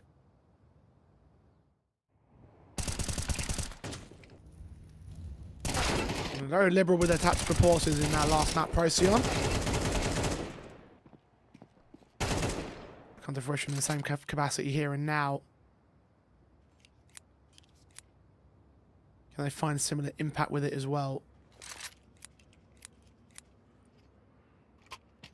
2 AKs over the CT side, and also they've got a little bit of firepower to play with. They can keep those weapons in, then that'll be even more the positive. One of the goals for AGL is to try and dish out the damage to remove those weapons from their setup. As you say, a half buy will come in around it. Tech9's on 3 players. In fact, Deagle on 1. And that AK for AGL saved the previous, and bringing the first contact on outside for this round. No one is spotted on the CT basis. You've got to try and get as much out of the AK. So you try and peer it in towards garage before the diags come in. Now, there's almost no activity towards lobby or ramp. It is completely grouped and packed on the outside. As they work their way across the diags, Pav will lead them down. Oh, caught. I think at the edge of that smoke there, Remix must have seen something. It will start to clear. They've got much more, much less cover rather for Procyon. Much bigger angles to work with against the CT side line. The AK as well was cut off from the secret individuals. No more smokes they can use to get that cross set in. Lency's downstairs with the bomb on his back. It'll be a very, very awkward B commit. Well, Broken just needs to stall for time out here towards low. He doesn't necessarily need a kill. He just needs to try and waste time off of, allow rotates to come in pretty quickly from ramp, and he's already heard the footsteps towards the double doors. Making a lot of noise, revealing the bomb's presence as well. Trying to force the CTs upstairs to act out. They put the smoke down at the double door. Incendiary, they're ready for Broken when he wants to utilize that as well, but they have been pushed away from heaven, so at the very least the teams can join their teammates and start to lean into this execution more permanently. Smoke center of the bomb site, and this is going to try and plant inside of it. Spray comes up, Broken gets through those casualties, cannot get the planter. So the cash bonus will be secured by Procyon. But I think in the 2 versus 5, not much more else will be gained by them. Max will get one of those picks. The last player known towards backside should get overwhelmed soon. And Lency just trying his best to get one more. And that AWP getting the first pick towards Secret. If you do throw diags, if there is someone at heaven that jumps up on the railing, you will always get seen going into that secret position. So that's why you always want to be making sure you're either flashing high or you're trying to scale in quickly. That's an easy pick for the AWP. And for Procyon, I mean, look, it definitely does help that you get that bomb plant bonus. It aids, especially with AGL's economy. But we just need to maybe see a bit of a change of pace. It's been very slow, and so is their T-side of Overpass. There wasn't really much pace around it, but then that's kind of how the map plays out. I think on Nuke, we definitely need to see some change of pace from them. We need to see a lot more exploitation on the outside as well when we get into these gun rounds. Yeah, no doubt. 3 AKs now for the CT side. The one that was brought into the hero in the last round can be picked up quickly out of the gates here. CLD running right into the likes of Pavu, just charges up on top of Mini. Takes that casualty, continues to work out to the locker rooms. The AWP is watching, as is the secondary AK Broken. Eyes set on the lockers, his back will be turned to the entry path. Perfect kill for Pav! Almost turns on towards Remix as he gets that no-scope shot in. Meanwhile, players in the T side have dived down the vents into the B-bomb site, planted, and the CTs are not rotating to retakes. They look like they want to save their guns here. Don't often see vent drops in Pro CS. It's a lot more difficult in CS2 than how it was in Go. But pressurize the door, get yourself the lurk smoke, get down silently, and it always helps if Have is successful, right? Your outside player that's just cutting rotations, slowing players down on the way to B. Great secondary kill from him. Excellent work. First up, Procyon are on the board for this map. Now, can they stay there? Can they extend that advantage? They put more sequences like Pav's there on the outside play. And can they mount up to the double AWP setup that seems to be coming in? I don't know if that was refunded or... Yeah, it was refunded by Broken, okay. A bit nervous about that for a moment. On top of the round win, Procyon also removed 2 of those AKs from the CT hands, so only 1 left in for CLD.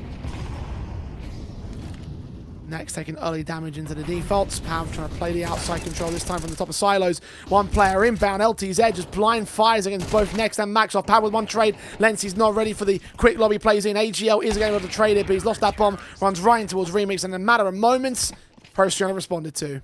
Very quick and extremely aggressive. It looked as if they were going to get that first entry. That pre-aim looked pretty solid out there towards Mustang, but the kill doesn't come in, and then it always collapses. I think anytime you're excelling A, if you're not getting clean kills, you are just going to get absolutely pumped. And that round was over in, what, 20-odd seconds? And this is just what concerns me about Procyon's level throughout the series, is how much was it on them on the T side doing well to bring that comeback in? I mean, they were 3-9 down, where they looked very shallow. You now go into your map pick, and on the T side, you're 1-5 down almost instantly. The rounds have just been over so quickly. I brought that up before we got started with this map pub. Yes, they had that top performer. How much of that was them performing or just mistakes being made on the opposite side? No such mistakes for MILLE now. Remix. And lean forward to that AWP. Watch out the locker rooms, but seeing nothing of the teaser. A little bit too fast towards it. The Heaven player is watching. Second Heaven player's up there as well. CLD with 1. Max off with 2 to return. Look on for the triple, not quite able to do so. Klon gets called by Lensy instead. Now 1 man on the backside. LTZ will hold on to his casualty. 2v2 established. And the M4 that sneaks in both back a trophy will get caught by Next. With the last player known, they know that they can hit B safely. The vent drop can come in very quickly. 30 HP in a 1v2. Oh, that's a tough clutch. I mean, you want to go for it, but not easy at all. You've even got the money to... Your teammates are definitely going to say, yeah, go for the clutch. Do not save. 2 headshots required. AK perfect weapon to do so, but no util. Realistically, Spray comes in against AGL. Can he read next? Unawares of the extremities. The doors haven't opened. The windows haven't been popped, and now he knows. But the HP comes back to bite him. Next to win that fight from higher ground in the rafters, and the second is posted by Procyon. Back and forth we will go. But this is where you've got to not only reset them, but also come up quickly. Why Remix is making noise on the rotate, I don't know. His teammate knew that they were heavy on the outside and was pre-aiming it perfectly. I think if Remix comes up silently, there's a lot more impact that probably comes from that setup.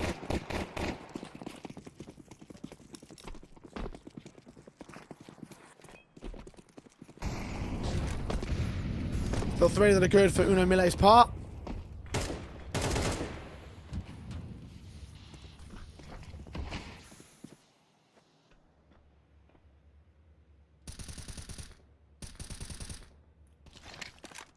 Procyon.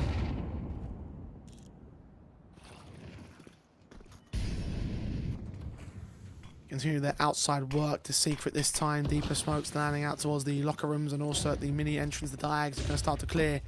And Pav may look to consider the movement towards outside once again. I thought it was might go in towards mini, where 1 CT is lying in wait. Instead, the outside player is given all the respect by MILLE's part. They're loving outside, and the lobby lurk just needs to back off here from Next. Do not commit too much to a fight. Thought for a second the Broken might have DC'd, but clearly not. Next will get his kill on Klon. Try back away, draw them in towards the T-spawn. If he gets another kill, that'd be even more better for him. They do back away to hold the site defensives. The T's are meanwhile taking the rafters up on Heaven. CLD, Incendiary back, unawares a max off the extension. Will get found with a casualty. LTZ caught by Lency. And Broken caught on the outside by Nex. It is double kill secured. Remix has to save his weapon. A 1v5, no choice in the matter. Bomb plant will not be denied, and the retake is off the table. Now, considering that Procyon are not leaning very heavy towards lobby, they're not putting ramp pressure up right now, this is where Remix should, in theory, start lower and get that AWP in secret, or you play heavy for outside. So let's say you have a main player and an outside player working as two with the Heaven rotate to make it a third, or you try and get someone to swing back to red, you get someone into Africa. They can't just deny the outside space. They can't just keep sitting there playing in lockers and playing out towards Heaven and giving all that space for free, because Pav is just combing it over. They're giving us outside, so let's just keep using it. And that's why they keep brute forcing garage control and then just these A splits.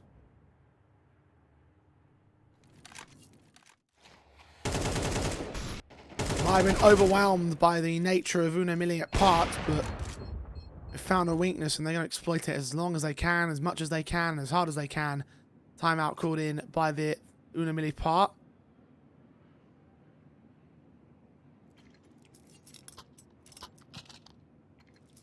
Weapon that will return from the AWP. Will it be supported by an upgrade of Klon, but probably for nobody else? The money's just not quite there for everybody. Zeus for Broken as well.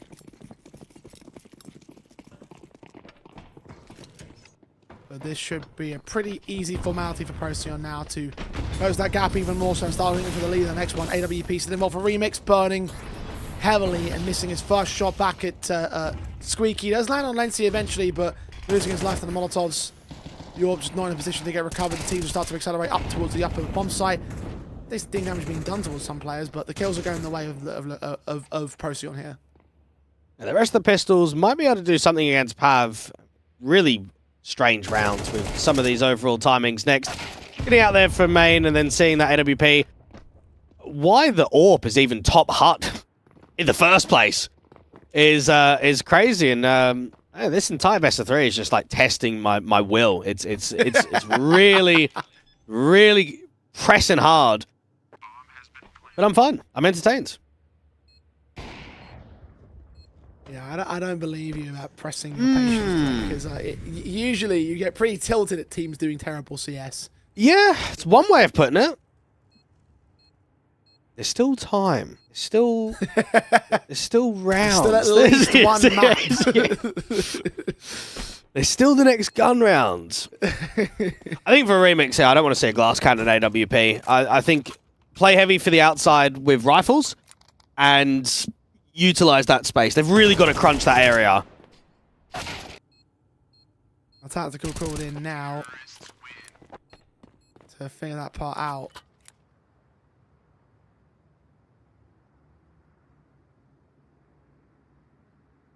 See what we got. M4 seemingly across everybody is not enough to afford the AWP. LTZ might consider refunding that M4 into a FAMAS or SMG to get the extra utility out, depending on how he feels. Klon might also consider that. Mix and Broken can both invest fully if they want to, and the second tactical's called in a row. So serious discussions being held in by the MILLE part. Yeah, funny enough, when you look at economy lines where it's just not quite an M4 and full util, I've actually seen a lot of players recently going for the MP7 over the FAMAS. I just don't really think the FAMAS is that great. It sometimes depends on the position that you play, because the range is a lot better on a FAMAS than it is on an SMG. But if you're an anchor, if you're a small site player, then using an SMG is definitely better. Get yourself a kit investment as well. Make sure you get full nades. Always what you're going to discuss when you've got the limited buys. And we are going to get a glass cannon in from Remix. Now, that means he can't really go aggressive. If you go aggressive with an AWP without no armor, the aim punch is just going to kill you silly. So he's going to have to be really defensive, which probably means he's going to be the Heaven rotate again and just sit around the lockers and around hell.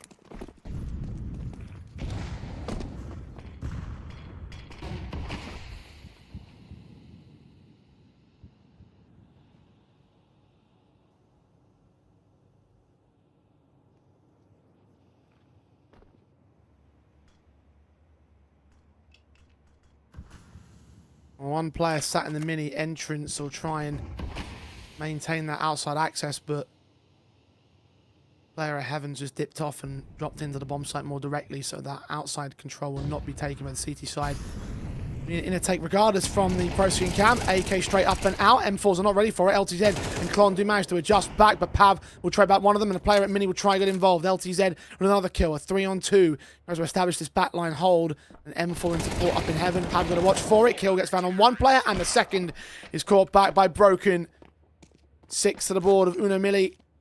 Have at least minimums at the turn of the half. It's actually insanely unlucky. So they throw all 5 smokes within the first 30 seconds. They do the L smokes to start, and then they do the diags. And they're hoping that it draws an over-rotation quite heavily towards B. And what we can see here, Jay, is there's 3 on A, isn't there? There's 2 floor players and a top hut player. So you've got yourself a pretty heavy gamble there from Uno Mille. You've not been able to reposition the CTs into the open. And the gun round is actually going to feature double AWPs.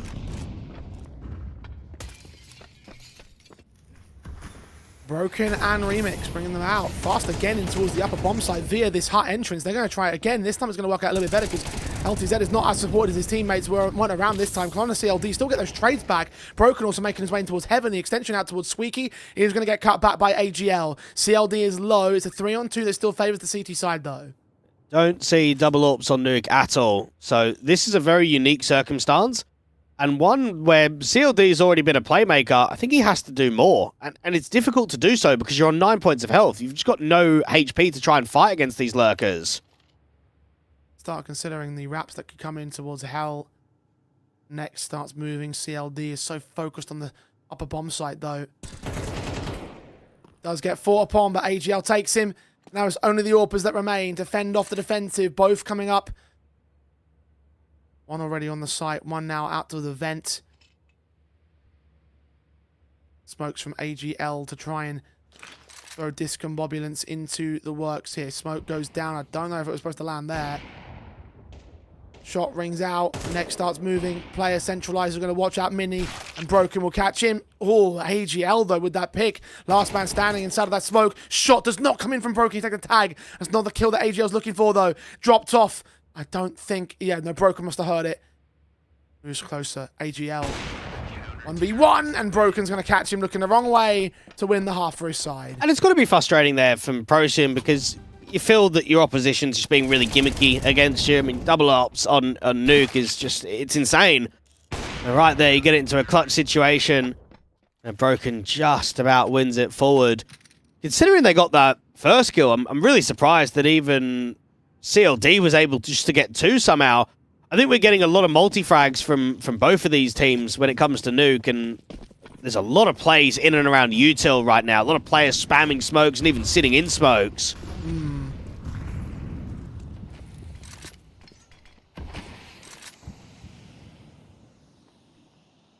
the fast upper takes will finally stop from Procyon as they enter the last round of the half with guaranteed disadvantage, but by how much of a margin? 2 or 4 rounds. Broken wants to make it 4 as he finds Lenty beyond that smoke. Power will take CLD down at close. And now Remix. Another double up setup in play, baited out with the shoulder shot. Second one does not connect. He's goosed, it throws off his aim a little bit. He still finds Max up in the second phase. Not the third though. AGL returns to a 3-on-3. Klon was heard, trying to make a lot of noise. Seeing all 3 individuals trying to get back out of dodge. Almost stopped by the aim punch, but he is pushed away back into that upper bomb site. Now Broken's orb has rotated, watching the double doors. The decon is the entry path, and the bomb can be secured inside of that smoke. NWP is just waiting for someone to overpick, and right here from Broken, he's going to have to hang on. He's really just going to have to sit here and play the retake. Or by tags, was blinded beyond those smokes. The tease will reduce his HP to a 3-on-3 that Pav will not so looking so awkward upon. Klon gets caught by AGL. Turned back by LTZ to a 2v2 once again. Even stances are established. The M4 leans up, and next goes down. It's Pav that stands alone. Orb in, shot connecting, Broken goes down, but now LTZ has a big concern. He runs that nade deep in towards the decon doorway, and he'll get his kill from range. With the defuse with plenty of time towards it, it will be an 8-4 score for Uno Mille to close out their CT side half. Very much a big turnaround by comparison to the last map up and trying to recover your momentum. However, it was also an advantage at the turn of the first half for Overpass. Still got one by the Procyon side. Can they return again? We'll find out after the break.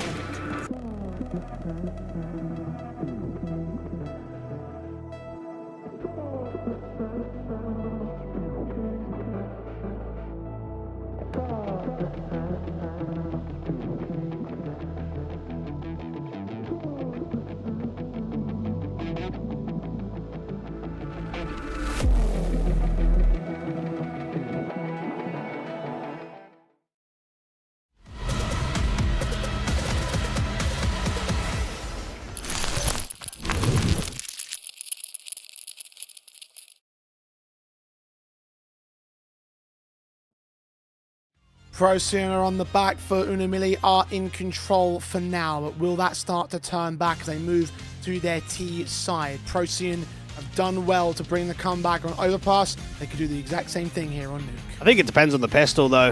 For me, an 8-4 on Nuke, if you're losing pistol, I just don't think you've got the rounds left in you. I think you're just going to get pumped over by not only momentum, but just the early economy game. Procyon are desperate for a good start here in the second half, and, well, I think they got quite unlucky at certain periods. They probably showed more threat than what they did on map number 1 for me, and it feels harsh that you only get 4 rounds on your T side. Indeed, I mean, it certainly feels like this was a much more cohesive unit of a team as opposed to the lackluster opening half we saw from them over on the Overpass. You're definitely right about that much. Only 3 rounds were gained back then, only 4 this time, but it felt like it should have been a whole lot more from the few clutches that went the way of the MILLE part, and of course they won the pistol as well for the opening 4 rounds of that first half. Procyon have won more pistols overall in this series. Will Nuke go the same direction? About to find out. Pistols are indeed live for the second time in this map up. The jewelry sets are in for the CTs as well, the Procyon next opting to go for the upgrade. A top hot molly coming through, but it looks to be an A fake into a quick play towards Ram. Molotov down on towards the squeaky door entrance. Damage being done to several players. 3 of them lined up, I believe, by that defensive line of Maxoff. He'll fall back towards the B bomb site more directly and call for some backup as well. But they do stall it out here, the T side. Happy to sit pretty and wait for a response of the CT side, of which there will only be so much of one. And that molly was to cut rotations in from the vent to explode Rab. But what they're hoping for is a contact, that someone aggresses, someone gets caught repositioning. No one's pressed hell, and no one's aggressed in towards lobby. So they've got a late player that can come heaven. They probably need to still go A off of this, though. Heaven's also being watched by Lency, so it depends on how he moves, whether LTZ is going to find that success. Squeaky door opened up. Tension looking to get turned away by the CT side. Smoke towards Mini. Pav. Swing. Oh, just about gets away with that headshot. Second one peeking as well. Third one, not so much. AGL about to get pressured by 2 men coming in from the Mini entry pass. AGL will land that one headshot, and now LTZ looks to try strike, but he's lost all of his teammates in the meantime. 1v4 clutch. Checked on by the first. Gets that second player as well, so it's down to 2 men, but 20 seconds to plant that bomb. 31 HP to do so as well. Sees the Julies from range. Takes another tag. Surely he's got no chance. Not with that bomb being as exposed as it is. Not as far away from the bomb site as it is. Try to take fights, but caught back by Maxoff, creeping in the rafters. All-important pistol win for Procyon. Really good shooting from Pav in a position where he probably should struggle more. Not only are you in an off angle, but that smoke from main is quite wide. So it's a very good double. And I think right here from LTZ, he's the lurk. He's the finishing blow. He really should be activating when the bomb goes down, not being in a 1v4 when you're wrapping heaven. Yeah. So just a shame that he doesn't get more impact out of those entry players coming out from door and hut. For Procyon, it was survival. It was a much-needed pistol when they converted. Another failing on the part of MILLE. One that could well have sealed the deal on this second map. Instead, Procyon will force them down to eco-static to get the rifles out as early as possible. Bomb plant bonus lacking is definitely going to hurt them in that respect. LTZ still strikes Lency down with a deagle. The solo deagle coming in from Procyon an earlier round, which got 1 kill before it got no further. LTZ given a lot of map control though, working up garage. Reloading the 1 man was hurt. A second player going to join that fray. So how does he play this? Well, he has to activate late again. He's got to try and walk in and get towards ramp or heaven. If he can get heaven, there might be something in it. Unfortunately, he's been seen. Just against it. No, that must be the deagle player. Oh, he gets a lot more space than they're ready for. AGL thought he might still be back at that corner, but does adjust it accordingly as LTZ misses that 1 headshot, so 4-on-4 is now taken. Maxoff seeing them through the smoke, gets 2 kills out of it, 3 kills out of it. Not quite the 4th, not quite like it matters. AGL take that next pick back, ensure that it doesn't go any further on the threats. Damage can be recovered by the rifle rebuys of the CT side. The rifle buys of MILLE now come into effect. 2 rounds the difference. They've been able to shave it off pretty quickly. You went, what, 4-0, 4-1, then 5-1. It was a very good start and it looked to be activating quite a lot of rounds in that first half, and then the scoreline becomes quite competitive and tight. Loss bonus is starting to get farmed up a little bit here by the T's, but you want to try and see if you can convert in that first gun round. Early anti-rush util out here towards A. Next, having the weaker weapon out of all 5 of them is going to be the player towards the top of Heart. Try and activate anyone that's going to be pressurizing the A-bomb site. Golden starts moving. CLD starts making his own moves on the outside access. He's tagged up heavily by the blind sprays of the M4. Dead to rights at the hands of Maxoff coming up from Secret. He will go down quickly off the back of the trade of LTZ. So it remains at a 4-on-4. They're rotating quite heavily down towards lower. They've already got 2 riflers there, and then they're now leaving ramp completely. So this is where they need to try and research. Now, that deeper smoke in towards door means that Klon can't really do anything. There's A-split potential in this round, and still plenty of time for the T's to work.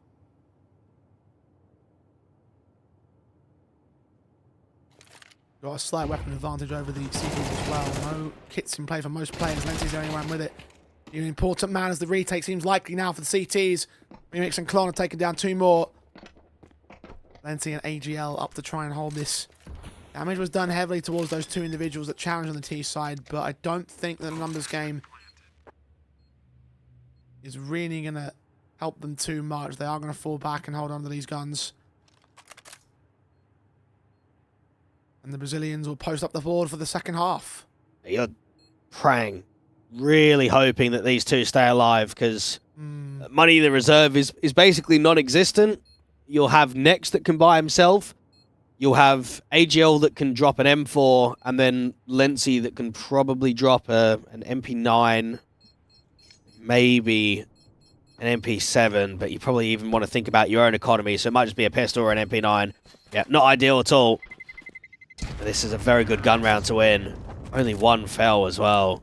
Just the flash timing in towards the A split was perfect, and then both of the A players are just completely out in the open, just can't get anything done. Quickly overwhelmed, and Procyon, you mentioned economy state is not going to be ideal for them. A third M4 can get bought in the hands of Pav. Maxoff on the SMG, one of those top fraggers for this side at the moment. At a quiet map 1. Map 2 has been marked more proficient, but proficiency will not last into round 16. AKs as standard for the Uno Melee setup. And leaning towards the outside from the 2 players on the lurks. The core 3 are indoors or on the roof. Looking for the A upper take. Klon's been tagged up early. CLD working outside. Split plays involved. Will they get challenged? Will they get caught off? Yes, they will. Awesome opener. Secondary, not so much. Next, then Lency get those trades together, but Lency will drop. AGL knows that there's players low. They're so low across the T-side board. As Next goes down to the rafters, not ideal. HEs do not land. Again, bouncing off that wall to the back of the side as opposed to the front. And the backstab's also closing in close. SMG comes up and goes down for Maxoff. Remix credited with that kill. And AGL just about going to escape the clutches of CLD. Timing is all that required to make sure he gets away with his life. And CLD will go down, but this is the end of the round. They're just not good enough. You've got everyone there on A. So many players. 1 player main, another player door side, a player top Mustang, and then 1 on the floor. I mean, there's really 4 individuals that are all playing around A. Yeah. And they get, what, 2 kills between them. Yeah, I think they are out of Nuke, unfortunately. You're down now 6-10. It's going to be 6-11 because you're not going to be force buying again. You just don't have the rounds to play with. No, you don't. And it really should have been shaped up for another 2-0 here for the Uno Melee lads with that first half that they put up on Overpass. It's nice to think that they've come in and rectified the situation quite a lot now on map number 2, but it's just disappointing with how that second half panned out. Agreed. It's not over yet. Procyon. 3 more rounds before they get pushed back into that third map themselves. I guess you must imagine also being a bit of a shame of their own right, considering that you mentioned earlier they probably should have gone a lot more than 4 rounds in the first half. So, for their perspective, feeling a bit more hard done by. USPs. Makes the fast rushes in from the T side line. Not much the Lenzi can do. Takes a lot of damage, goes down. Broken's already on with the Venn dive, and the bombs a little bit slow to follow him in. Broken will get the kill on Pav. Sure that the entry piles back up so the bottom site are cleared out. We'll lose to next. LDZ knows where two of the players are. The M4 also revealed himself inside of that smoke. And that bomb is downstairs without any support, though, which might be a semi-slight concern.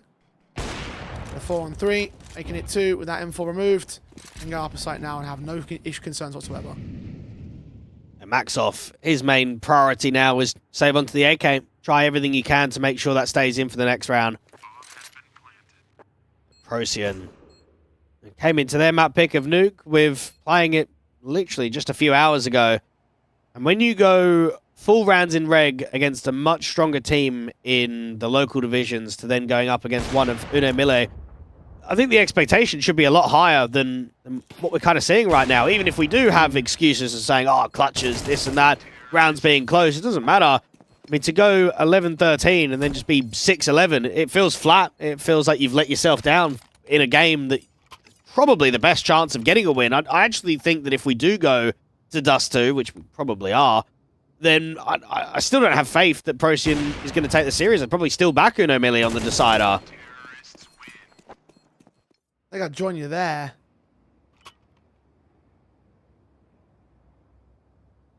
No doubt the owners would have shifted away from their position. A tactical call in by MILLE. Third and final one of this map up, just to try and lock in this last rifle round, because it would be the last step that they need to secure map points. And with the economy being where it is with other Procyon, they can't really afford to buy back and grind to OT. So major importance. The Argentinians desperately need to hold on to this round. And preferably find some CT confidence to try and drag back the 5-round deficit. The lower bracket round 2 games have, well, all concluded now, Jay. Having a look at some of them, we've had a forfeit win. We've had, what, a 2-0. And the only other game is the Game Hunters and Vexer that's now been closed up in a 2-0. This one has got the legs to definitely go towards 3. Outside, Util quite heavy towards the secret. Klon sitting back towards the door. And, I mean, if you are Procyon, you're hoping that someone just gives you a little bit of spark, maybe gives you a double kill out of somewhere. Just bring some life into this game.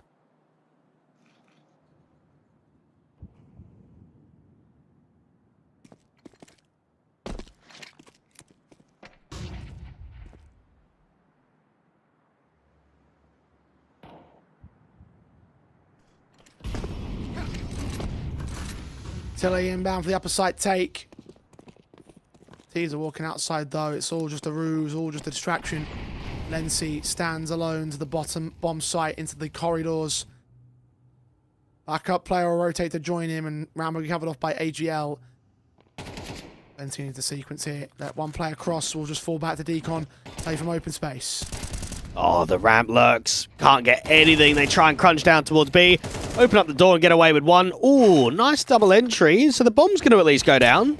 CLD may have recovered this one because it felt like AGL had done all the work, but the B-side defenders completely fail. Bomb plant. Secured. Retake up. And Procyon have to commit to this. They have to get it out, but Remix just finds AGL. And Pav shaking his head. Doesn't want anything to do with this. Grab an AK, save it to the next, and try grind for OT. Assuming next stays alive, which I don't know if he will. With 3 casualties, no money in reserve. It's wishful thinking to expect to come back out of Procyon now. 12-6, map point for MILLE. A superb sequence out from Decon there from CLD, and he's pretty much only played with these boys on the Be Bold organization and 4Magic. Other than that, he's not been given chances. He's not worked on large projects, professional teams in the local division. So just been in and out of working with these boys. Only has 118 maps played on HLTV. Didn't get to see a huge amount from him on map number 1. He had, what, just 12 kills, 14 deaths. But this one right here, it was tidy. And it was exactly what was required to be able to get that bomb down, to be able to make sure that bomb site can get cracked open. Yeah.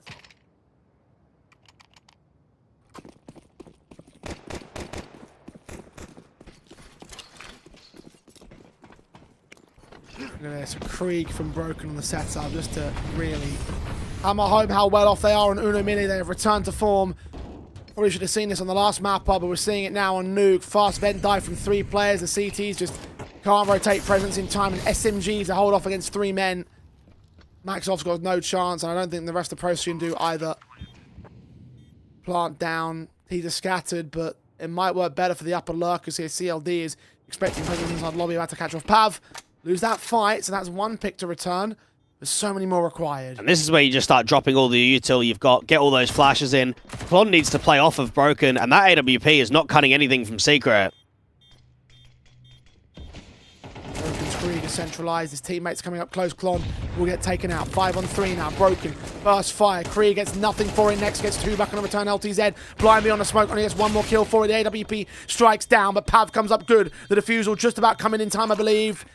Indeed it will, so Procyon will survive for now. Well, what we always know on Nuke is that Extremity players love to activate as late as possible, always look to try and cut rotations, make it really uncomfortable for CT's repositioning, and what we see is both of them just get nothing. You've got 1 deep in lobby that's getting pre-aimed, and then that AWP from Remix, who was sitting the top of main, he's hoping for any of those A players to come out and to start rotating Secret, and it just doesn't happen, so the 3 guys that were on B were just hoping for something. Nothing appeared, so, all right, you give the CTs a round. I don't think there's going to be much in this comeback, though. A few rounds here or there, maybe. Well, 1 out of 6 required for Procyon's perspective. I think you are right in general, but for them, they have to just think about taking this round by round, bit by bit, slowly but surely building back.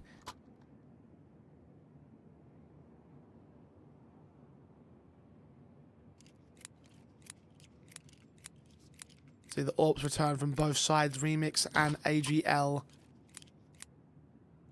AK in the hands of Next on the CT side, and Cash not looking too hot for the Brazilians, so this is a chance for Procyon to at least turn the economy back in their name. Try and establish that little extra. Fights on Lenzi doing well for the Uno Mini part. Line sprays beyond the squeaky smoke. The tease on the default. And it's nice to just finally not see a vent drop coming through from Broken. I think the realization here of, let's just have a slow round. Let's just keep it quite passive. Let's see what the reaction is of the opposition. A Remix is hoping from someone to lower, peers up, try and make a little info play from Secret. And it gets very silent. Now, there's still smoke, so they can go for the diag. Lenzi out from door, playing quite a wide off angle, really heavy towards the wall rather than being further back and looking at the feet.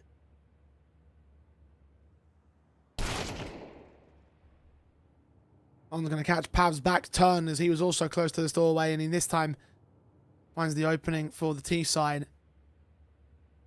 Lenzi's hoping for that extension to come through soon enough, but also now got to play double duty to watch out Mini and watch the outside presence, because Maxoff can only see so much from heaven. And even then he's playing triple duty because he's got bomb site, hell, and outside to focus on. And just so sloppy there. I mean, door's not smoked, it's blown open, and yet the main player's just got his back turned. That just can't ever happen. Procyon down a man as they go into the defensive. The execution had to come into upper site next. So many players to try and find, all grouped up, and they're all going to line up for him. Triple secured. Lenzi chimes in. And just like that, 1 man in the right place at the right time can make all the difference for Procyon. I'm not even really sure where those flashes are meant to be going. Normally, when you try and contact outdoor, you just flash towards the closed vent corner, and then you all scale. Instead, it's like a jump throw, which doesn't, to know. No one's even blinded. Oh, Uno MILLE had themselves a pretty good setup, and then all of a sudden, they come outdoor and they just get completely owned. Everyone's grouped up together. It's a good timing for the CTs. Indeed it is.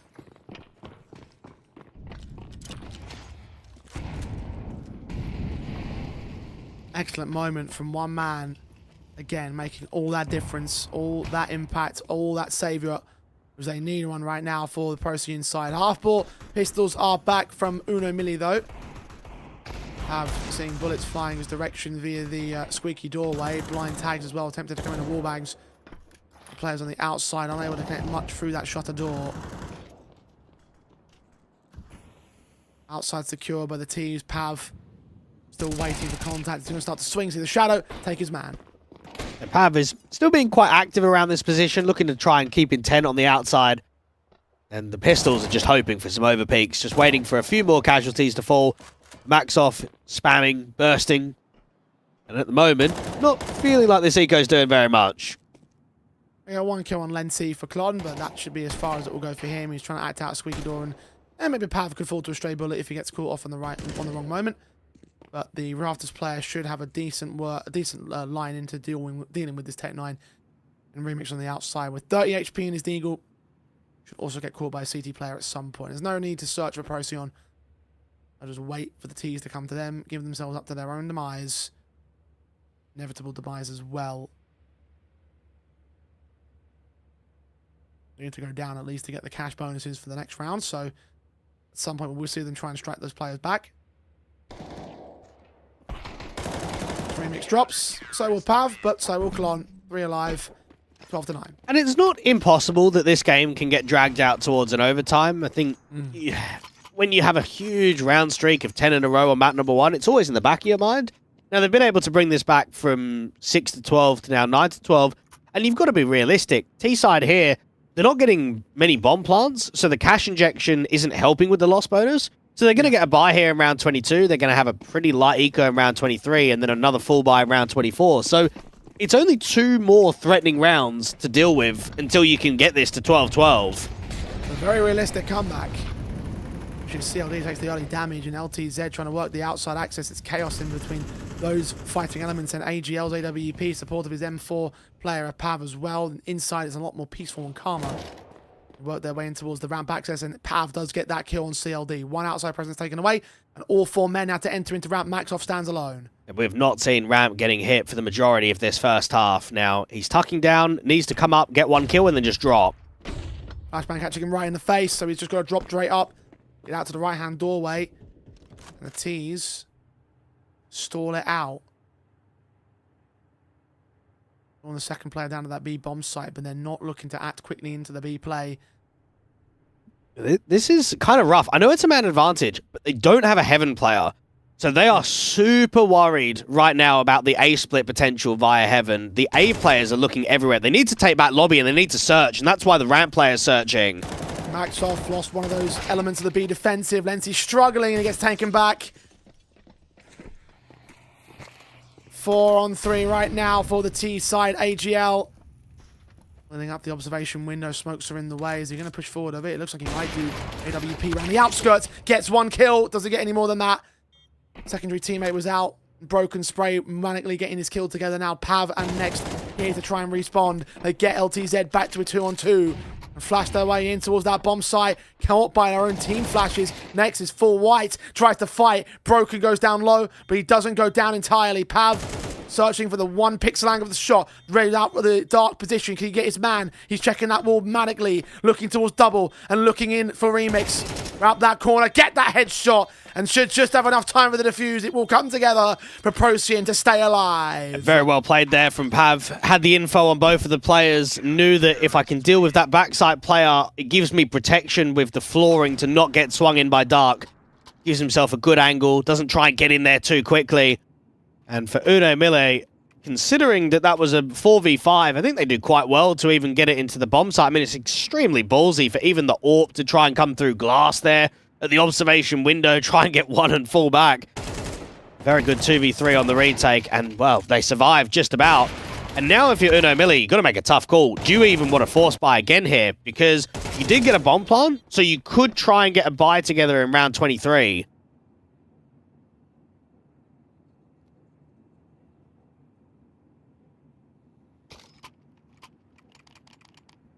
Based on the pistols incoming from Uno MILLE, it looks like a half invest. I think get a hero up, even if someone's got to buy down to 0. For me, keep that pressure on the CTs. Make this round feel uncomfortable. Don't just buy down lightly.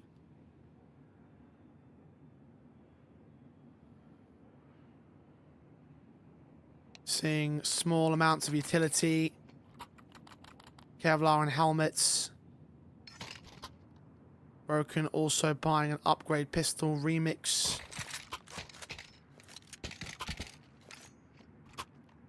Is also going to join them on the upgrade pistol. They are not going to force a hero weapon. Lost bonus will compound into a true rifle round regardless. Going to try fast and loose here. HE's to open up the squeaky door. Several nades sent out that doorway and CLD in.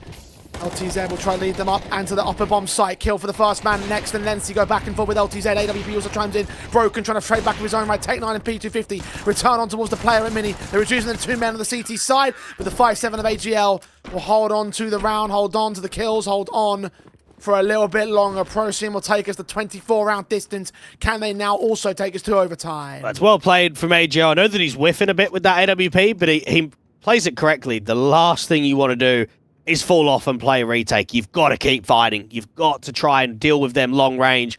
So just keep peppering them down. And, well, the comeback of 5 in a row has looked pretty good, but this is going to be the largest test out of them all. 100%.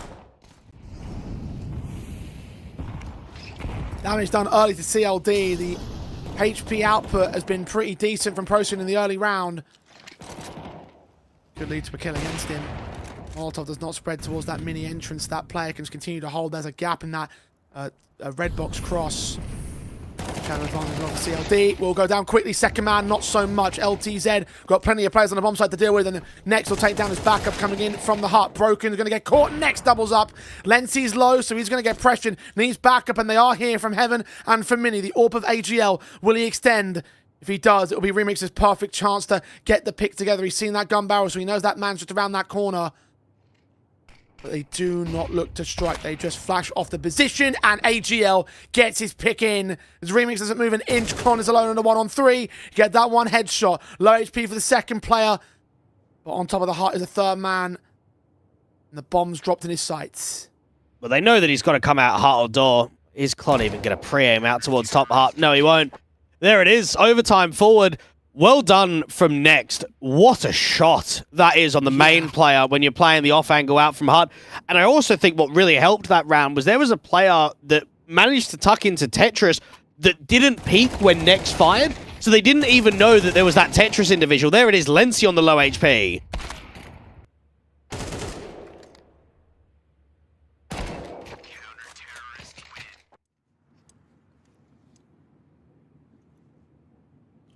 We are in overtime. Procyon's 2-0 is still on. MILLE, by all accounts, should have been able to close out one of those 6 rounds to get us to a third, but no. Procyon want to play on.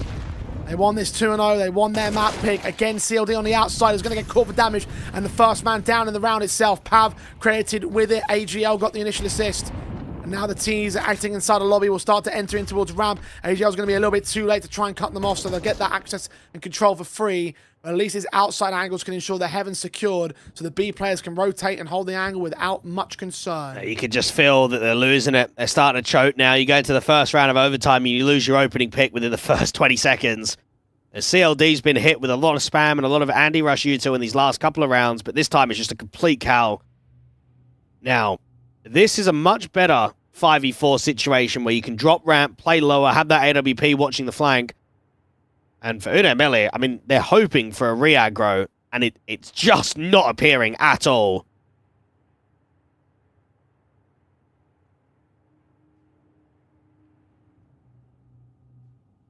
Have to force it.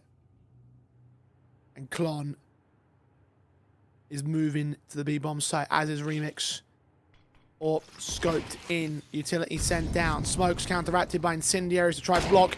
Follow them into the right-hand doorway. Dead dinked off on towards Remix, and him and LTZ will strike those casualties. Both the B defenders fall. Remix is low. 4-on-3 advantage though. Bomb plant exposed by the double doors. Pav considering a swing, but Broken's going to cover it off. They'd need an incendiary out there towards dark, but they don't have one, so instead they've got to try and flash and work in from the double doors instead. AGL on the back lines and the backstab. Pav. Working his way up and through AGL. Peek in. Shots onto one man. LTZ gets caught, as does Klon. Man of Iron tips their way. Remix to the LEP picking his own way. M4 jump facing, desperate to get a kill. The USP is brought out by the AWPer, but it's not enough. Remix hits his connection for a triple. 24 deep in the map. He secures the start of OT for Uno MILLE. Well, you just have a bit of separation from the two players there on B. I think a little bit of greed out there from the mini ramp, sees the headshot and tries to get a little tap off rather than committing to a spray and actually committing to a player that you can guarantee a kill is going to come off. And then they're not playing together on this one. Lency comes out and then the next player, Maxoff, just falls from the double doors and then they run out of time. So it's a very good return. And Uno MILLE, look, at least they guarantee one. At least they get started off on the right foot. A little something. Nice to have had it a little bit earlier in regulation so you can end this map off, but you have to play from the circumstances you're given. Lency, on-site defensive, completely whiffs that spray. Damage done to Klon is the best that they can do. Man advantage taken to the fast upper take. LTZ strikes the next man down. Power will take Broken on the return. Look for a double, he gets it, but LTZ is also faster training back the same. Low HP for both Maxoff and AGL. And even more coming in with the utility damage. Maxoff at 24, AGL at 48. They're just trying to block for as long as possible. Maxoff is going to get flashed in, but bro, he's on 24 HP. It's almost impossible. Decide to go down to the B-bomb site.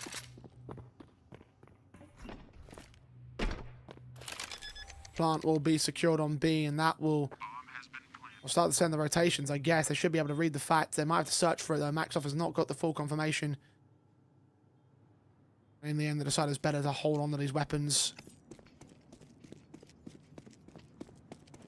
14 for Uno MILLE. Procyon had such a valiant comeback. Surely it doesn't all go to waste here. Well, it looks like it at the moment, to be frank. It's a real shame because you win 6 rounds in a row in which only 2 of them are post-planting situations. You had so many of those rounds where you dominate them on the outside, dominate them coming out a hut, split an A, and now you've come into overtime and you've given back-to-back post-plants to the T side. You're being forced into retaking scenarios that just don't feel easy. The death wish of the 3-0 is certainly on now for the Brazilians.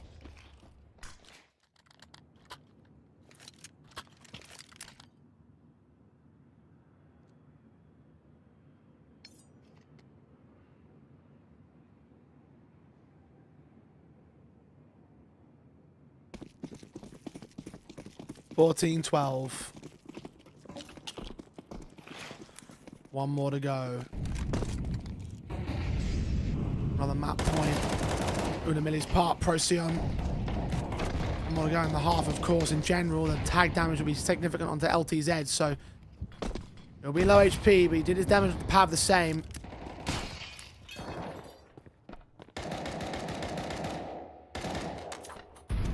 Now be given the access towards outside. CTs are backed off, so the walkarounds can begin. And Uno MILLE can slowly get into Secret. You get one down towards Secret and maybe just let him scale. And Pav is already down there in the lower corridors, but it still seems heavy for A. AGL is hoping for just the smallest of information of this player trying to come in from main. Oh, I missed the shots. CLD going to be allowed mini access, and now there's a lot of pressure against those upper defenders. Player on the rafters now been spotted. AGL can get one. Next can get that secondary pick, and AGL can double up. Klon and Broken down to his AWP. LTZ still low. Remix out position. Bomb was dropped to that sequence. At least Remix can get a return. And now AGL has his eyes trained onto him. He'll drop down to the site. Out the pistol, Remix trying to enter him with the AWP. His teammate of LTZ gets him with one of those picks. AGL's 5-7, close range. Remix looking up to heaven. He'll go down, and the last player will drop into the hands of Pav. So they evade that map point for now. 14-13 for Uno MILLE. Very competitive overtime between the two teams. I think right there, it looked as if a really good timing had come in when that AWP gets baited. You start the A split, the multi comes out, and AGL gets close towards 30 now. Considering that he's the AWPer of the team, and being in the start position as the Heaven rotate, really surprising that he's the lowest rated player on Nuke in the last 3 months. Only averaging a .91 rating in comparison to Pav that's up there at 1.18 at the top.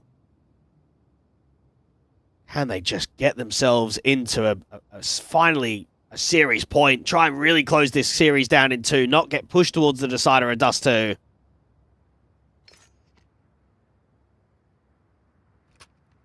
I call a tactical in to try and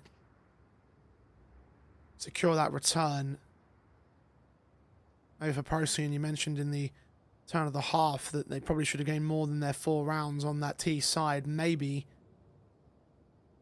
with only rifle buys at the helm, start to see some of that potential on display.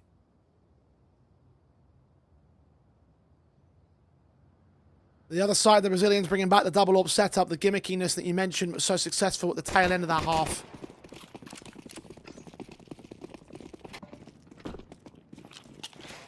Only 2 rounds to go. You'll take anything that will work. Broken with 1, Remix with another. Remix is still on 25. LTZ the top fragger at 26.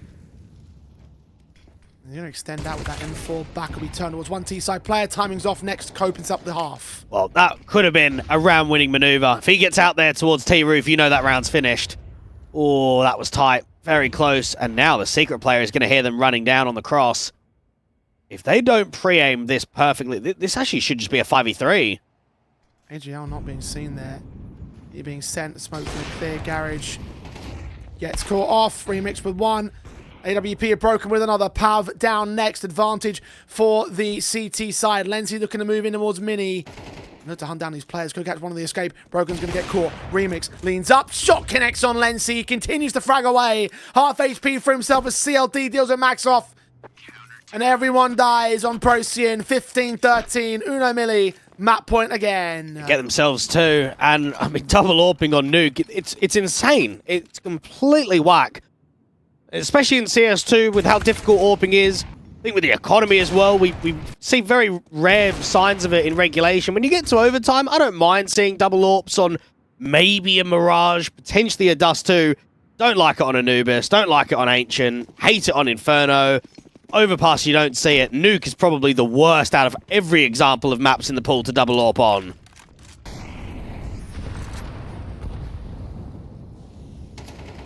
And yet they're making it work. Remix engaging aggressively, trying to get towards that squeaky doorway. And see the shoulder of 1 man, but doesn't connect it. It's back down towards this vent rotation. Secret could be a point of contention.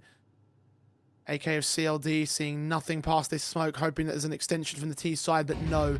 They're playing towards Secret. They're playing right into the hands of Remix here. Pav walking out towards this garage entrance, and Maxoff playing ahead of the blue boxes will try to engage his man. Force CLD back up to heaven. Pav has got a lot of space, but they're expecting an AWP to be around here somewhere. It's got to be either Heaven or Lockers. CLD is worried about both A and Heaven. At least Broken can try and hold his cross now. And the drop off, AK engages, and Pav wins the fight. 5 on 4. Molotov sent towards side. Broken's going to get pushed out of position. Pav does not accelerate with that. His teammate's not ready for the hit. 45 seconds to make it happen. They've still got the bomb secret, so they can MB off of this. This is a pretty good position to be in because the A bomb site is completely stacked up. It is a complete gamble. The 1 man holding B is Remix. Light things up again. Molotov's being sent into Secret to indicate some sort of maneuver, but really the hit is still going to be towards upper. Player at close vent. LTZ got to get checked. Maxoff goes down. And next we get the trade back, but Klon and Broken are also involved in this. 3 on 2. Favourable to Uno Millie. 2 on 2 with a trade back on Lenzy. Bomb plant can be secured. And Broken and Remix up to retake. Double AWPs on the retake. The worst weapons for it. At least they've got an incendiary. They should try and get one out towards either default or close vent corner. This could be where the gearing starts to come back to bite. The Molotov into closed vent will force AGL into the open. Leg shot on the AWP, but connects it on the second face. It's now all on Lenzy. Broken getting to his own AKs. Tagged to half HP. Swing up. Spray's good. Close range. Oh! What a headshot! And Lenzy saves Procyon again. Oh, Lenzy stuck on 10 kills for the majority of regulation. It comes into this round with just 11 and then comes in with a triple. Great survival. CTs try and swing as a unit. You got the first player making a lot of noise, swinging out wide, and then your hut player to come in late. Oh, Remix knows he's on for the trade, but Lenzy comes in with a clothesliner. And Procyon hold off again.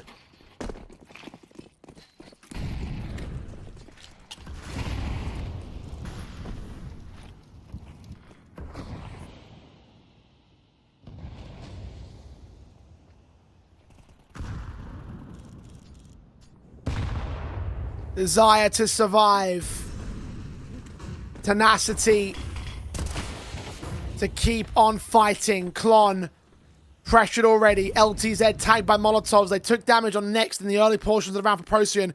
But look at how much they've taken in return. All this map control, again, playing out towards the outside. 2 men trying to attack out towards this heaven position. Pav start moving in. 2 players to check out CLD. It's outside for Klon, who takes down 2. And still Procyon play from the back foot despite all those efforts. 3 on 5. Where do you go from here? The Orb desperate, but nothing comes in for him. And for Lenzi, he goes down. Next is low. AGL's dead. And it still will be a losing effort for Procyon. Stealing their opponent's map pick. Looking like they should be on for a 2-0, but Uno Mille got to map point first. 12-6. Then 15-13, and now 16-14. They secure Nuke. Well, they get it done on the 8th map point. It's not often that you get to say that. So, yeah, it took a little while to close, but they get the job done in the right time. And for Procyon, I think it just has to be said, first half didn't really get off with enough rounds. You come into the second half, win pistol, win anti-eco, but then you just let it slip again. You go down too harshly on the score. And for Uno Mille, they'll look at this now and say, okay, it's not been the best of showings for us. It's maybe been a bit average at times. At least we've got it to the decider now. At least we've got it into Dust 2. And that's when we can really put our foot down in this series. Yeah, by all accounts, it should be where they can start to establish themselves in terms of the best of 3 series. Now they've got those jitters out, and they've got their complacency out of the way. They probably should have won a lot more over on that Overpass, and they certainly should have won during regulation on Nuke. So it's still not been perfect, like you say, but those jitters are out of the way. You're going into a map which you win a lot more by comparison to the opposition. So this, in my eyes, should be where they take over. But Procyon has shown up more than one surprise so far in this best of 3 series. We're off to a break. When we come back, it'll be Dust 2.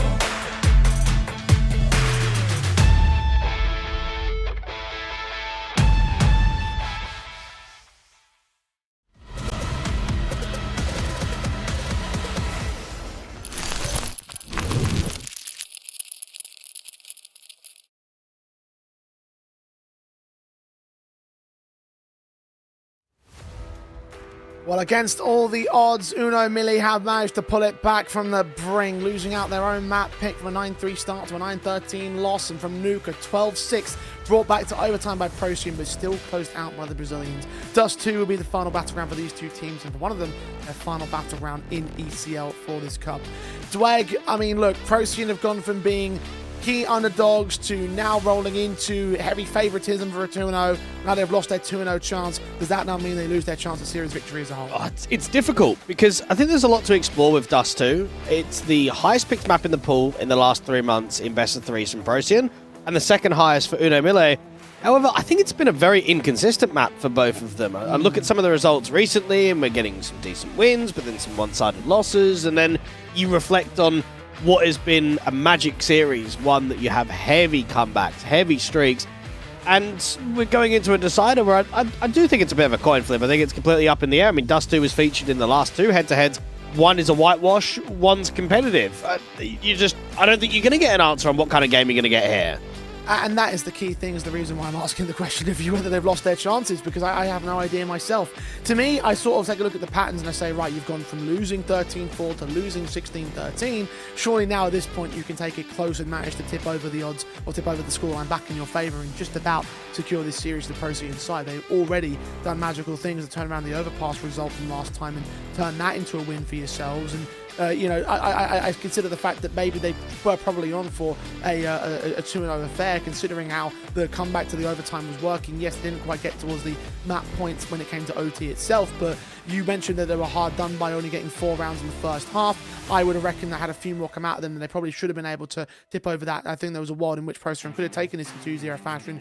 But the reality is that the history does show that this side of Uno MILLE have managed to defeat Procyon a little bit more. They have a slightly better win rate with a lower amount of times played. So there's a little bit more in terms of the stats basis for them, kind of edging them out on the numbers basis on Dust 2. I mean, even look at how regulation was completely different to, let's say, the overtime. I thought towards the end of regulation, we saw a pretty flat Uno MILLE side. They weren't really doing a lot. They weren't really achieving much. And then they come into overtime and they win 2 rounds on the bounce. They win it really quickly. The one concern I do have is that it took you 8 map points to close Nuke. I know that that's including the 6 in reg and the 2 in overtime, but that is quite a lot. And it is something to think about, that if they get into another closing position again, if they get to series point out here on Dust 2, are they closing straight away? Does it get dragged out towards another overtime? Now, Lency individually looked fairly bang average out there in the second map. He's the highest rated player for Procyon on Dust 2, so he needs to be a lot more stable. And I also think there's got to be quite a bit coming out from the AWPers. We've had some high moments from both Remix and from AGL, but both of them are pretty inconsistent throughout the series. And both of them haven't really shown that they can compete first half, second half on the same map. So it might just be a game down to, let's just say, the individuals, who's got the better shooters and who's going to be on it from round number 1 right until perhaps even deep in regulation. Well, based on how the series have panned out so far, I'm not sure that I'll have it on for the entire map up, but certainly in terms of their own individual starts, the openings have been rather important for the initial opening halves at the very, very least. I mean, it certainly has tipped over to the favour of Uno MILLE in the second map, having the 8-4 scoreline, and maybe perhaps that will be enough if they get a decent half into the Procyon side as well. They have yet to score an opening half advantage, and that one difference could be made enough on Dust 2 to turn back the odds in their favour. And they've really just got to try and focus in for as long as possible because of this lower bracket. I mean, I'm looking at the upper bracket. You've got, the Dash side, which is Allison, Hap, ZMB. I think they're in pretty good touch right now. You've also got, Shinden with Naz, IVZ, Ibiz. They're going to be looking to go quite deep in this competition. So right here for Procyon and Uno MILLE, you're going to be able to get a match up against Guara, who I think both teams would be able to beat fairly easily. So at bare minimum, you then get yourself into a lower bracket semi-final. And I think when you're looking at being 190th, 170 off on VRS, and you're really outside of the field of competition against the likes of MIBR and Red Canids and those kind of teams, you need to make as much out of this last map decider and really guarantee that you get into that next best of 3. Well, as we get into this third map up, or we look towards the third map rather, we do have once again some more technical issues in regards to connections of players on the server. So we're going to have to take this one to another very short break, extend this little pause for a moment or two. But when we come back, we will be involved in Dust 2, and one of these teams will be eliminated from ESL. The final match of this lower bracket round 2 will conclude after the break.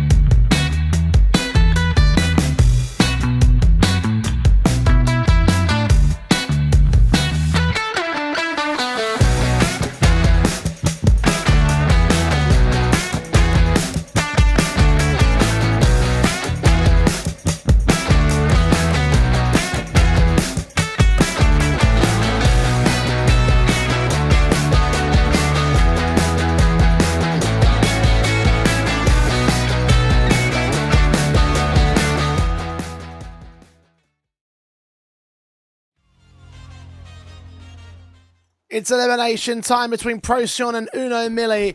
Dust 2 will decide who is coming crashing out in the lower bracket of the ESL Challenger League. All things looking for elimination. Procyon and MILLE. Last chance saloon. Let's get into it. Pistols are live for the T-side start. The Procyon cam. They lean out towards the long position. And no one contesting house. Not even contesting long at all right now for the CT side. This is where they should just get a flash up high and just scale. Look to try and press very quickly and prioritize this bomb going down. Maxoff already sneaking up to the ramp. Player seeing him out towards the short access. They'll call it in. The execution is in full swing. Bomb plonk can be secured down default. Tagged up to quarter HP for Broken and 25 points. Well, the kit in play with no Kevlar. His teammates are going to have to step it up and provide that extra support. They're moving in together, all towards Elbow. Good shot from CLD to draw first blood. LTZ can follow it up as well. Pav back out in the open. Maxoff getting one kill back at Goose. AGL going to provide support towards Pav. All players now left on low HP on the CT side. 7 for Broken, 3 for Remix. And they're being challenged. One stray bullet's all it's going to do. Diffuse kit's coming in. Diffuse is held all the way. And that will be enough for Remix to steal the round from underneath the noses of the opposition. Pistol win for Uno Millie. Well, that's a massive whiff coming out from AGL there on the back plat position. Really has the height. All he needs to do is find the connection. And he's holding his head down, so it's making it a little bit more difficult with his head basically completely away from the defuse. But in the end, it's a pistol round being won. And for the T's, now it's about trying to force by the issue straight away.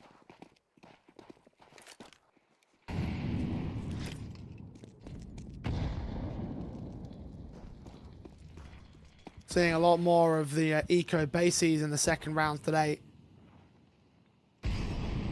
This force up supported by the bomb plant bonus. Lils on 3, Tech 9 Deagle combination also available to the Procyon camp. They are on looking for a steal. Lency stolen away from the T side line. They're jumping through that smoke. CLD had teammates with him. And all 3 can combine to get that casualty. Meanwhile, the long action again continues from Procyon. This is a good line of defensive, though, because you've got the 2 M4s that can play back. You have the MP9 playing out towards the elevator. They might be able to get a bomb down, but it's going to be really difficult to win this round. So they're trying to engage. Pav taking it back. LTZ will take some damage in return, but advantage still setting heavily towards the CT side. Lil next to get one of those kills. AGL with a responsive casualty. Maxoff returns the favor, but now he goes down to LTZ and lands up triple. The round is taken away by the CT forces of Uno Millie. 2-0. Should be looking for a 3-0 with no bomb plant bonus this time for Procyon. It'll be a harsher eco. It's been a bit strange to see that the T's are taking long in back-to-back rounds without good long spawns. I don't think that's going to continue. I think once we get into the gun rounds, they'll only be taking long if they've got the best of spawns. Right there, the short lurk out towards the Xbox. It was a gimmick to try and walk up through that smoke. So a few upgraded pistols here or there, but Uno Millie are off to an absolute flyer. Indeed they are.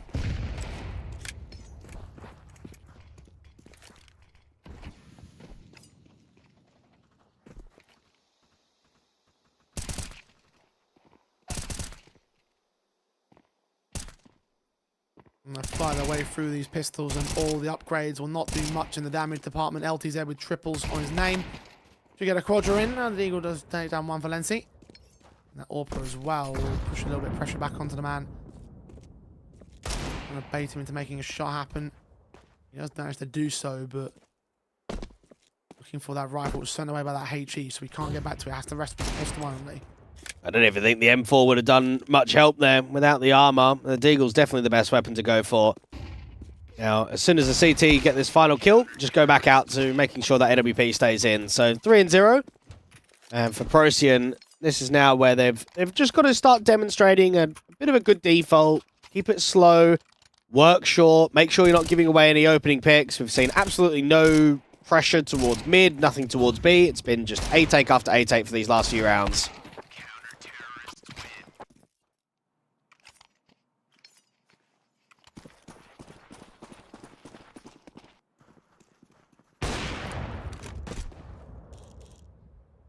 Early door strategy is not to vary up now. Surely they should do the defaults.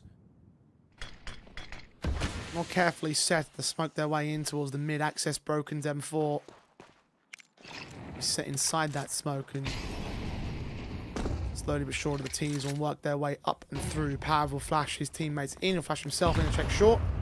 Nates the counteract, will do very little damage. The kills come more directly in for Procyon. Pav and Maxoff get down Broken and LTZ. There's a huge gimmick coming through from Broken that when contact comes in, that's when he swings, and well, this round just completely collapses. And not even by pace, just Procyon just challenging the short area, and then the CT's overpeak, lose all the fights, and unfortunately their money's going to get crippled because they're probably going to give 5 alive to the other team and lose everyone themselves. More than likely.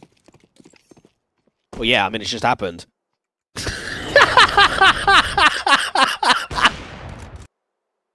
have to forgive me. My monitor's gone dead a little bit. Okay, So, I'm just stuck. Could have just said nothing.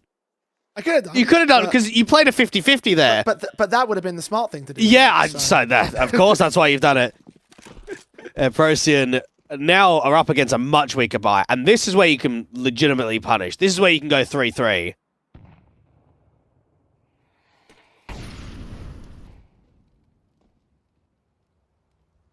Pistols only for the CT players.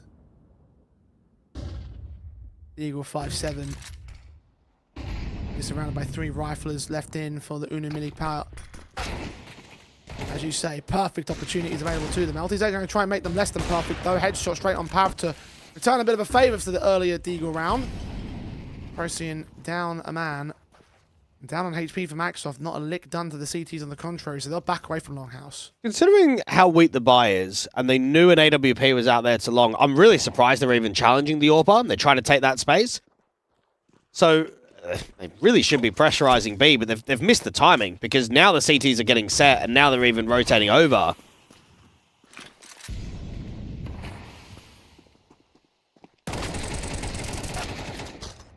One for one, 2 for 1 trades in the mid to B access. CLD getting good on towards the 5-7s, and they make it expensive at least. They are gunning for the actual round win. Unfortunately, they lose LTZ. Remix becomes the only element left for them. Will charge through that smoke. Almost catch AGL off there as he was the knife drawn out. Backed off away from the contact. Remix. Kit for the retake. The defuse and the AWP is the weapon set, but no utility for him. Might get a really good timing against the AWPer. It's the next player that's going to be really difficult. He's just got to hope for a jiggle. He's got to hope for a blind spot. There it is, AGL down, USP drawn out, second player's seen, trying to bait in those shots back. Remix missing, Maxoff can't get the kill shot either. Oh! The flick is landed just about. He's just barely got enough time for this one, I think. It will be close. I think he's got it. Yes, he has. 4 to the board of MILLE. Wow, wow, wow. What a round coming through. What a force buy. And from Procyon, I mean, just everything about it. Why is there even a swing towards the upper tunnels in that 2v1? They know right here, do not give up individual fights. They get greedy. They look out towards the doors. They look out the window. They don't see anything, and they just get drawn in. And that might be the round that just loses you this early momentum to the start of Dust 2. This could be a really one-sided first half.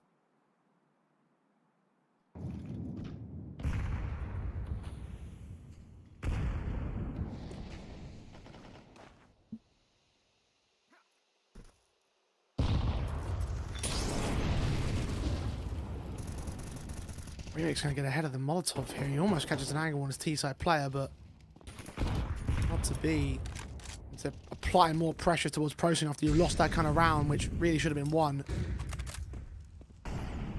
T-Walks will continue in towards the mid door. CLD.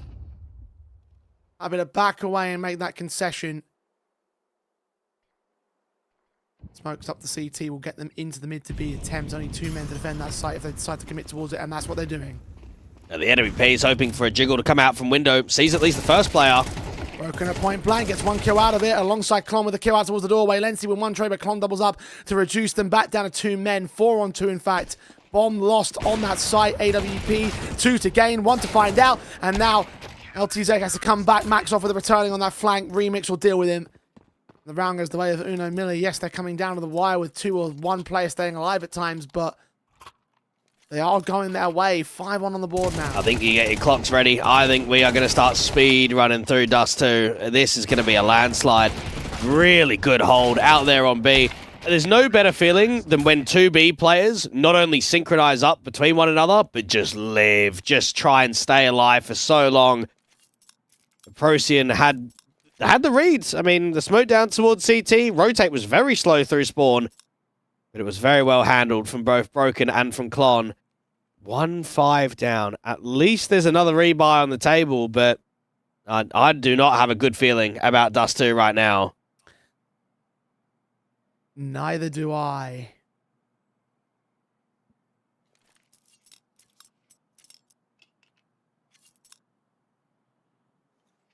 Could certainly argue that some of these rounds should have been won by the Procyon camp. know how close they were getting, but same could be said for that first half of Nuke, and look how it ended up. Down the advantage, couldn't recover enough with the pistol and conversion, and you let that go all the way towards the map point. It was all over from there.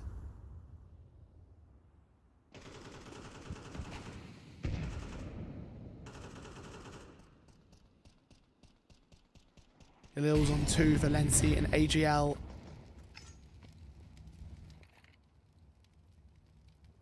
Leader 4 for Uno Mille.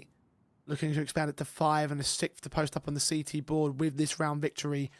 They've got all the tools they need to do it. We haven't even seen the AWP getting activated from Remix, mainly because we've just seen quite a few B-leans recently. He's just sitting out there towards a car. You've got CLD a little bit further behind in CT that can reposition up. Now, if it is going to be a short take with a late lurk out from long, you need your cross smokes and then you need heavy flashes. You've really got to drive the AWP off of the angle. Smokes up. He pushes slowly but surely. Pav will rotate around. Try and enter CLD. Checking all entry points. Got the flashbangs that go over. Try and block. Counter flash of the T side will blind him.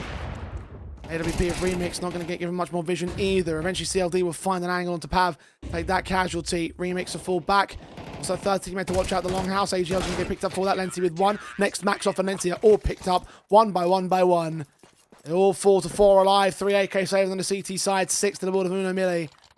And now the confidence is on display. Yeah, it's finished now. You look at how competitive that is. Look at the timing of the flashbang that comes up from the AWP for CLD to just keep working out from ramp. So now the CTs have got 3 AKs. They've got an AWP. They've got mass money in the bank in the reserve, and you don't even give a bomb plant to your opposition. I really think you could get 8-4, 9-3 in this first half. Yeah. And when you put yourself in that kind of position with it finally being quite momentum-driven, where it looks as if Procyon just aren't even fighting back, I mean, the numbers are pretty low for everyone. Even the trade frags have been quite weak for them.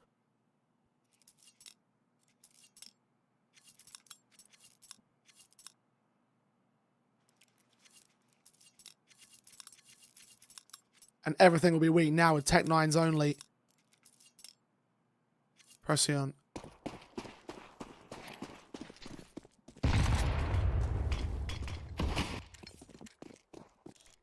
In trouble now. And well and truly in trouble.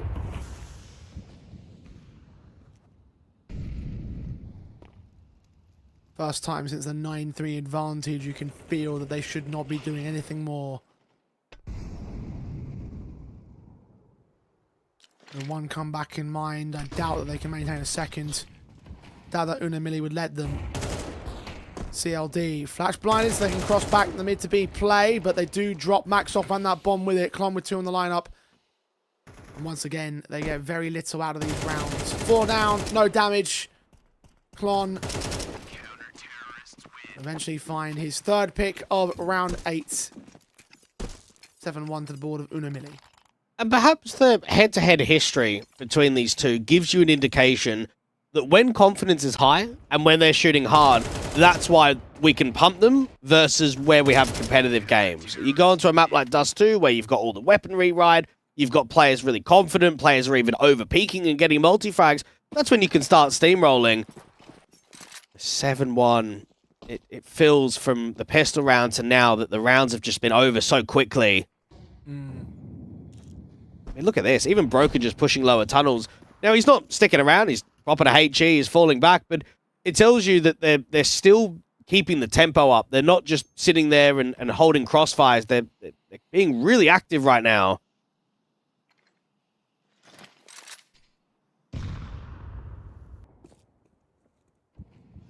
And keep it moving.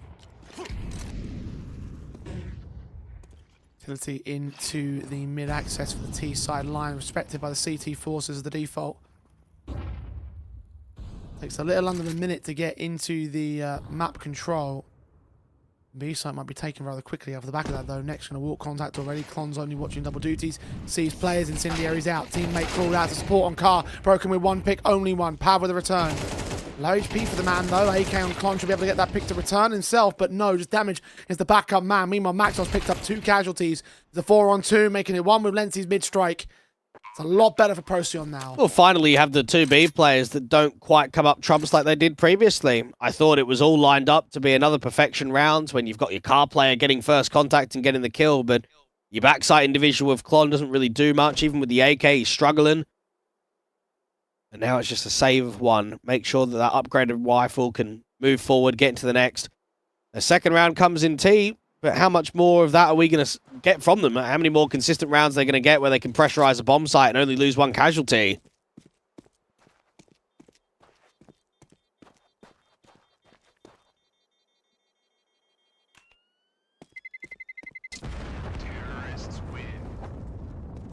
Procyon. Second secured in this mapper, but it's taken a lot of effort to get there.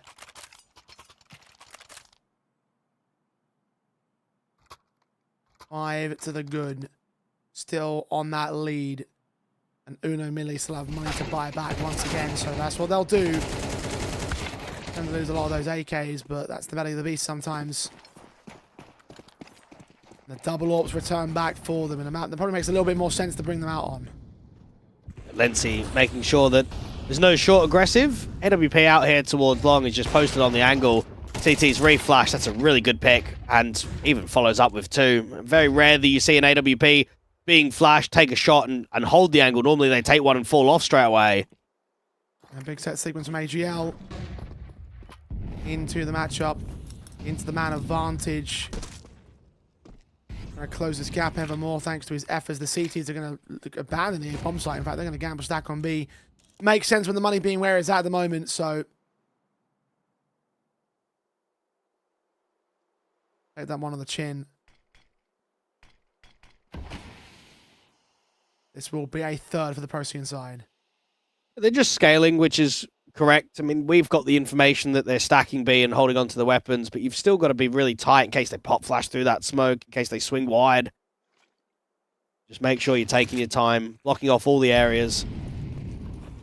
Get that bomb down. And, well, for me, I think everyone except 1 should be hunting here. I mean, it's a tell now when you've got all the bomb site access that they're stacking B. I don't think you give them anything. The money itself isn't great here for the T side, but you know that they've at least got an AWP up. You don't have the information that they're double AWPing.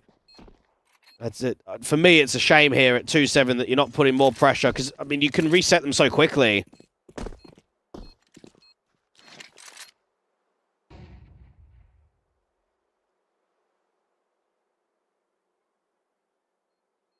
They won't take that chance, though. They won't take that risk. They won't want to go for it. Keep all 5 alive instead. And I do agree. How much they could have lost could have been significant. You certainly wouldn't have afforded much more of a buy with even one of these casualties would have limited the potential. They probably, if everyone dropped, wouldn't have bought in this round, and now they're going to get a really comfortable round 11 and an even more comfortable round 12 buy.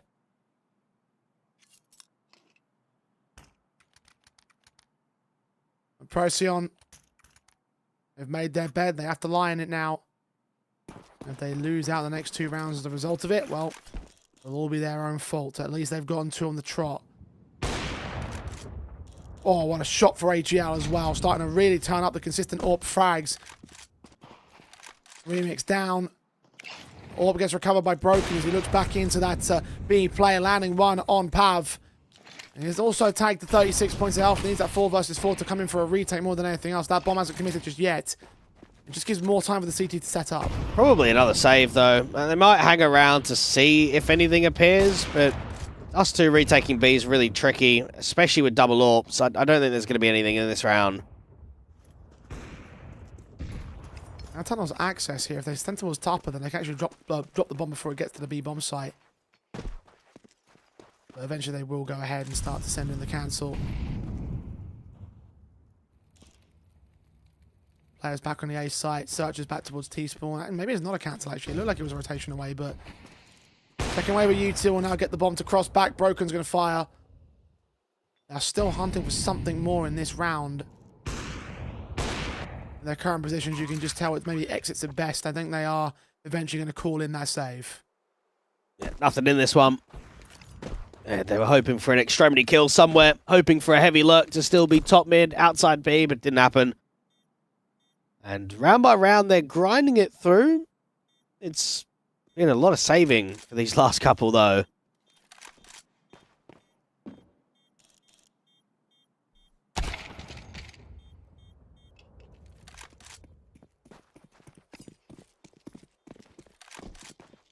Need to think about the reserve economy and what you could get out of another buyback in the next, and just knowing that if you lose all players and you will not have a buy in strength, you have to force the issue. Imagine think 1 AK upgrade in for LTZ. Returns to remix on the secondary one. One did well to land his down on the exit frag. Procyon have slowly worked their way back into this game, it feels like. At least to try and mitigate the scoreline disadvantage.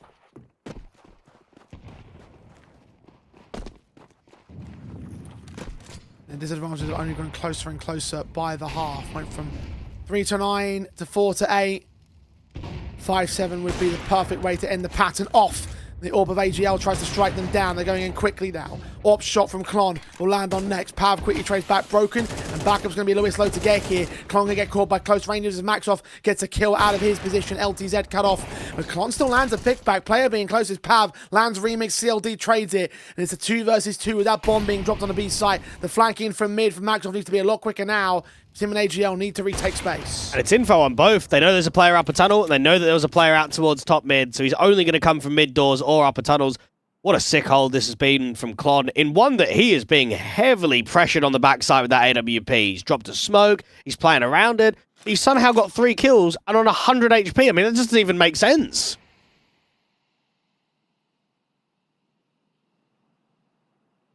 He's on for the quadra. Slight gap on the left-hand side of that smoke. Max off.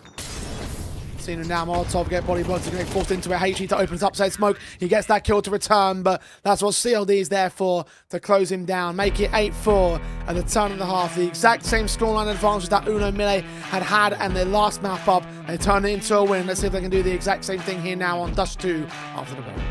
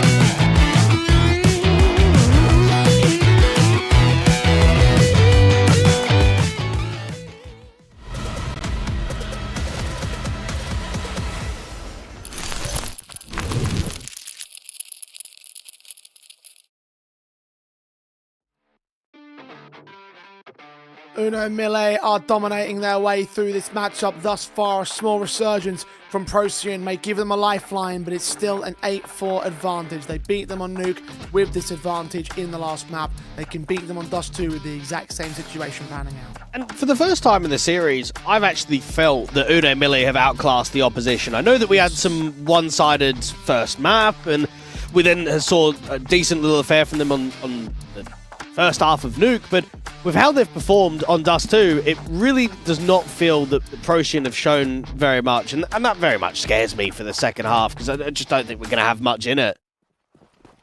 Indeed, it does feel like that much is the case. Procyon will need a pistol win at the very least to even have a chance in my eyes. Set to the CT side, they're going to try and force out that pistol with sheer aggression. But he's out in the next, he needs to hold his nerve on the pistol players. Julie's in his hands, but only gets one kill out of Klon. As they get back to harder cover where Remix can take him down.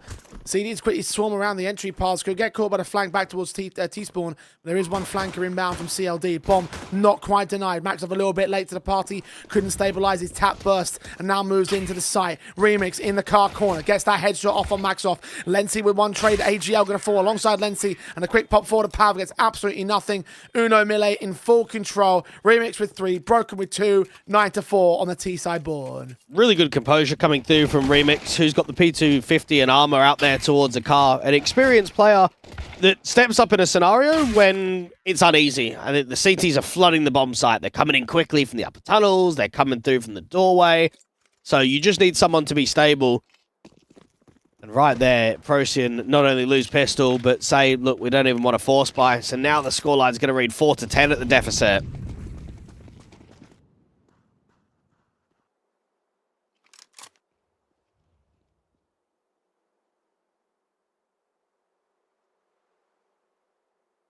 Procyon are putting a lot of pressure on their shoulders.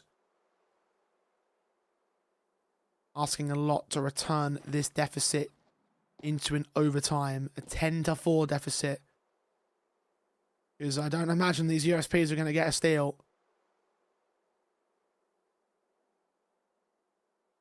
They run into the tunnels and get out to the B-bomb site, then I imagine they might get a kill or two. Cause some chaos, but that'll be the best, and that also assumes that B will be that final lane, which it does look like it will be. At least initially. There were 3 players looking into the tunnels, but they do break away. And this could be a very successful little brief period here for Uno MILLE. Be able to win this best of 3 today. Focus on a lower bracket campaign in ECL. They're playing Bounty Hunters tomorrow in CCT, so that's a game that could potentially get themselves into a quarterfinal. I know that in BetBoom they made the semis where they lost out to Keedstars.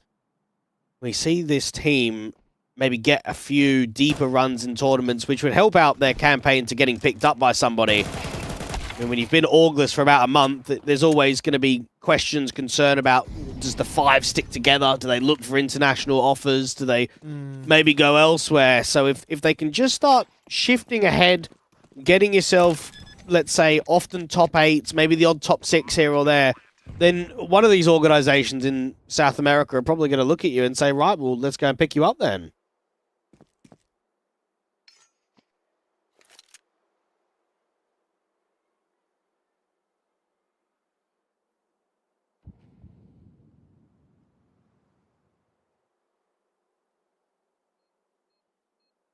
Ten to the board.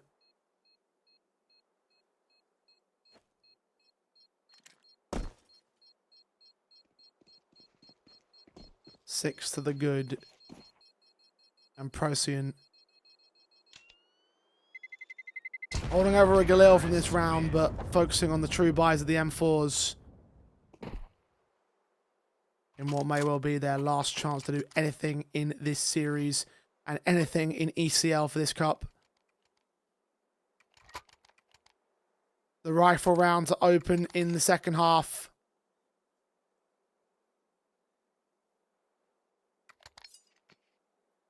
And it's do or die for Procyon. And it would be for Uno MILLE their first actual win when it comes to now back-to-back ECL Cups. The only wins that they've been able to get have been forfeit ones.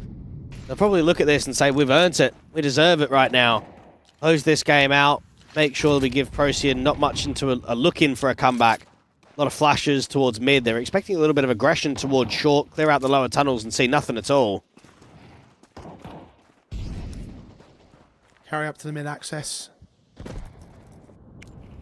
Tunnels control taken by Remix and 2 others. Molotov's forward, CLD will lean up, Broken. He's waiting for B pressure to come his way. Flashbangs will keep them at bay. Only for so much longer here. This B execution is going to be fast and loose. Not the cross smokes, because CLD only has 1, doesn't have another teammate with him to drop him 1. So could only get that first wave in. Now for Next, he needs to drop the incendiary now. Puts it up. They push forward of it. Little damage done. Kill on towards Pav. Next gets nothing. No kills. Just damage. Broken with 2. And the bomb plant secure with the CTs have to save upon it. Procyon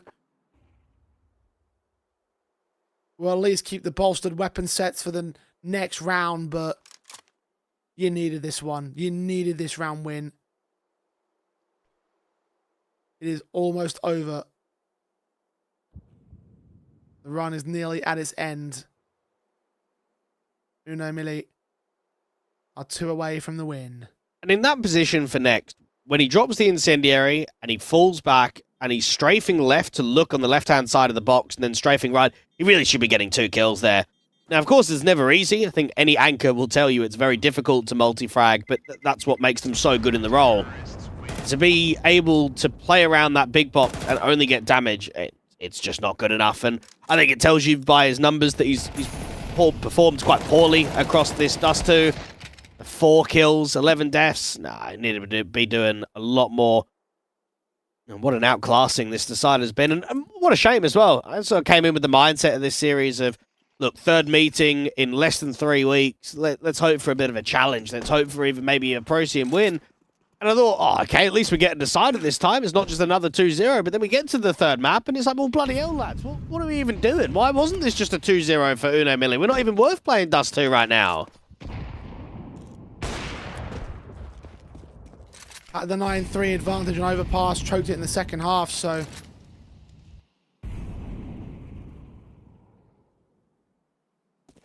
Notion that 2-0 of the logic would apply in that direction. And again, I mentioned earlier that Procyon also brought the comeback onto that Nuke. Probably could have had a better opening half with the talent on display. No such talent on play at the moment. Well, they have got the opening pick into this round. AGL finding CLD. A 5-on-4 established for Procyon's favour. AGL with that AWP just wants to play on the edge of the mid to B smoke. A lot of utils coming in towards this A bomb site, which indicates that there is going to be some sort of A lean. It's a huge off angle for the long player, and he needs to try and repause, needs to get back towards the bomb site or car. Yeah, back towards the CT entryway in the end.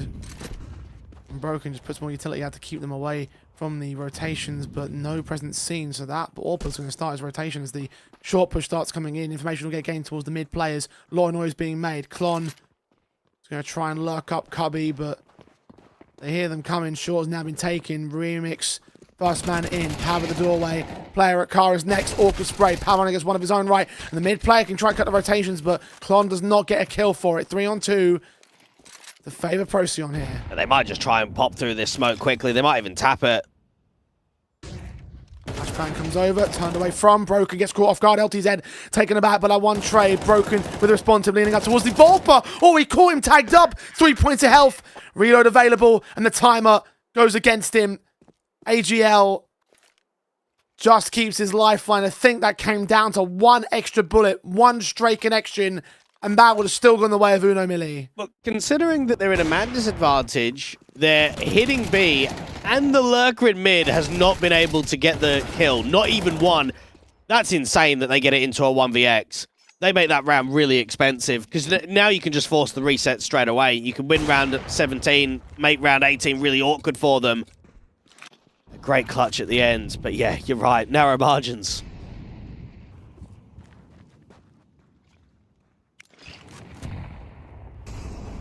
Weapon states still bolstered on the part of the T side despite their saved gun.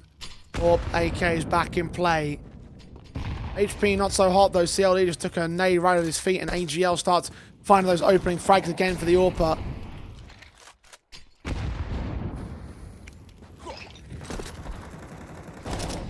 Results on Nuke came up pretty nicely for him in the end, but Pav is going to follow it up. Klon down next. Yeah, that CT smoke was thrown right on the doors, and it gives a little bit of a lip. You can see on the top there's vision. So Pav could use that, try and spam down. Very difficult 3v5 now. You don't have a huge amount of util, don't really have any map control. You've not been able to take long, not been able to get players up short. And no one's over peaking, so yeah, this might just turn into a save now for the T's.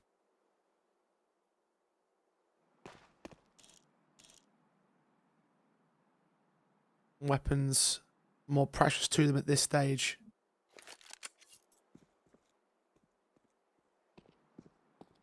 Procyon with a steal. Momentum shift.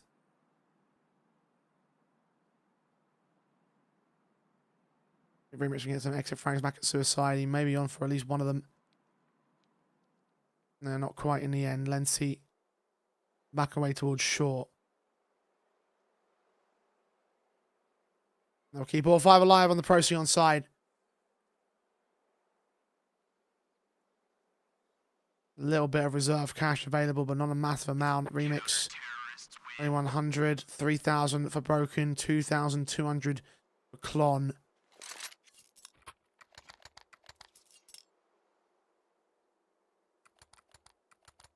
Maybe a dropped SMG involved for the AWP. It won't look pretty. No, it won't. And it puts a little bit more pressure on the riflers to create a bit of an opening chance, work a kill. Dust 2 is a bit of a difficult map for it. I think it's very default heavy. Haven't had a good long spawn for quite a while. And Procyon are just hoping to get as much out of this as possible. I think what's a bit of a shame for them is that they were down, 6-12 on the last map, and then you're down 4-11 on this one. And you just think, why is it so one-sided before we can start showing at least a little bit of quality, right? That we can at least start showing something of the playbook. That it's just come in far too late in the game. There's 3 maps in a row that it's been all MILLE, and then Procyon come alive. Just can't help but feel like a decent positive start for them, some sort of confident return, an even stance half, even at the very least, would have given them enough breathing room to turn some level of betterment, especially in the last map, a map win, or a series win. Had to rely on a full flawless comeback to take Overpass. I do not imagine that being how it's going to happen. 13-11 is a pipe dream right now for the Procyon side. They need to just focus on closing that gap for now. 5 to make it up. Quickly charging up towards the short access AWP in position. And AGL is going to receive. Broken first to fall. Bomb drop with him and all. Just no flashes. They've come in way too late. Yeah, the AWP's blinded now, but they needed the flashes in earlier. Now Clon can just get one. Can he follow up against the next B player? No, not going to happen.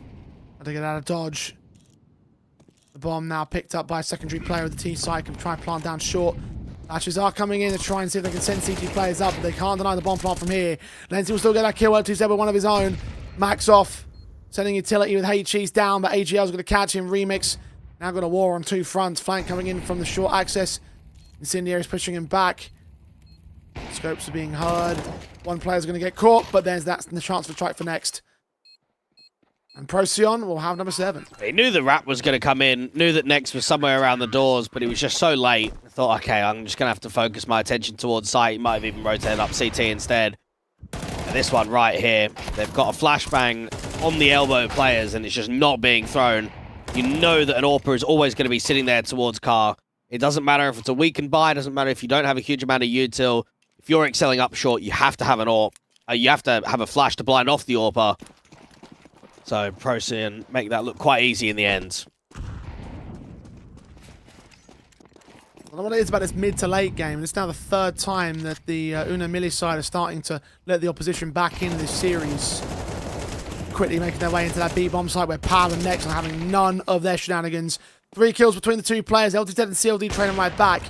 Couple of guns they can try and pick up, but the AWP of AGL is also not giving them any nonsense. Bomb plant might be a little bit tricky now with the CT being so close.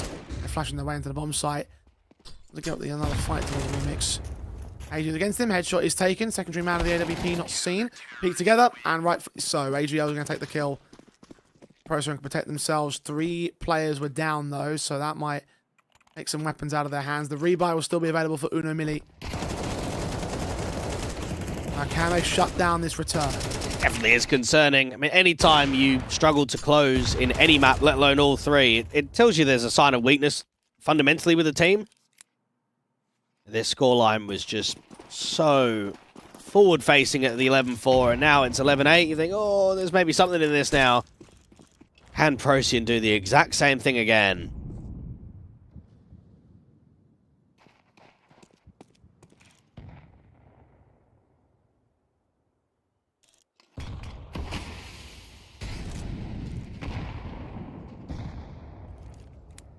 Turn 10 in a row from 3 to 9 down to take map number 1. Turn 6 in a row from 6-12 down to take us to OT on map 2. And so far I've returned 4 in a row to close the gap from 4-11.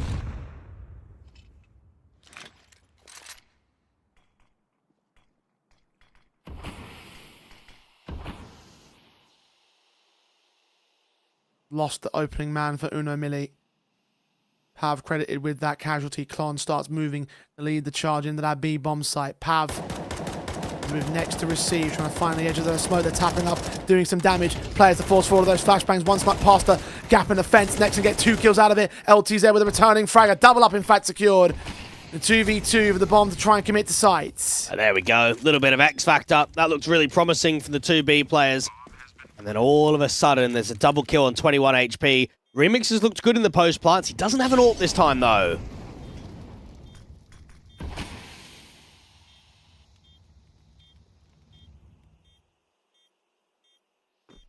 No utility left for the CT side. They're going to enter in dry. Orpa boosted.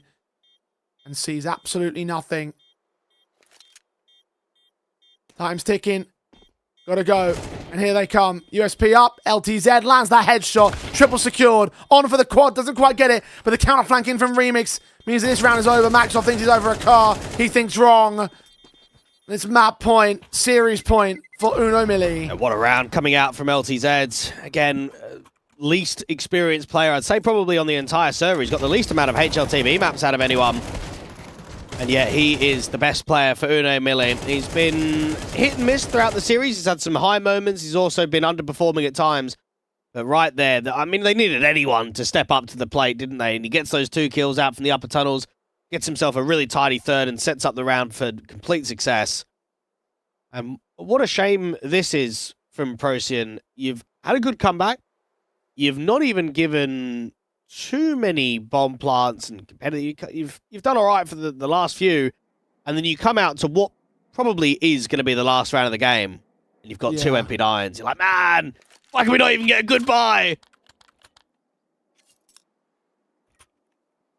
You still got pressured. You still lost a lot of players in some of these rounds. Money state is just not ideal. Even with those SMGs, you're still seeing Maxwell with a single smoke. Utility lacking in his department, but at least they've got the 2 AWPs, the 2 M4s rather in the AWP for AGL. AGL's been great at finding some of these opening picks. Might need him to do so, needed to provide that impact. Pav as well, the top star that's been highest rated of his side across all maps thus far. And they'll be defensive with next, the dynamic duo that has held his own weight at times, but not enough so far. 4 men of the TD fell down the tunnels. We'll start to look for mid-control. Well, it's got to be a B end off of this. They've not taken any short access. There's a minute on the clock. You've got yourself a lurk smoke coming down from Klon.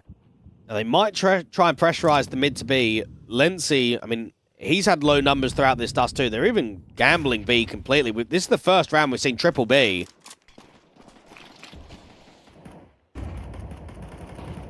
It's a risk, but it might just pay off for them. They're flashing their way in. Lency first contact. CLD will get cut down alongside Pav on a crossfire. They remove everyone from that initial T unit. LTZ trying to make heroics happen again. He's got 2 out of this. A 3rd man on the back of the bomb site. Now needs to be discovered. Bomb's going to get picked up. Player in the mid access gets cut back by Maxoff. Removes that 2nd player as well. And grabs some bonus rifles, and Galil in one hand and AK not quite secured.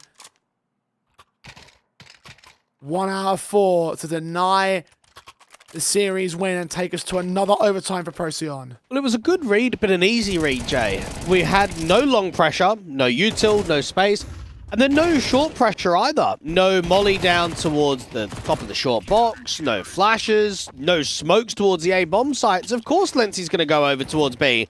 They've been hitting that bomb site frequently, and he was in the right position. It's not being pre-aimed. It sets up that crossfire. And now, man, they've probably only got one good chance to close in reg, because it's going to be round 23.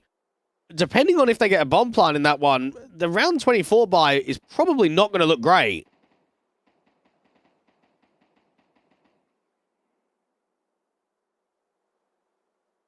Once again, the circumstances line up for Procyon.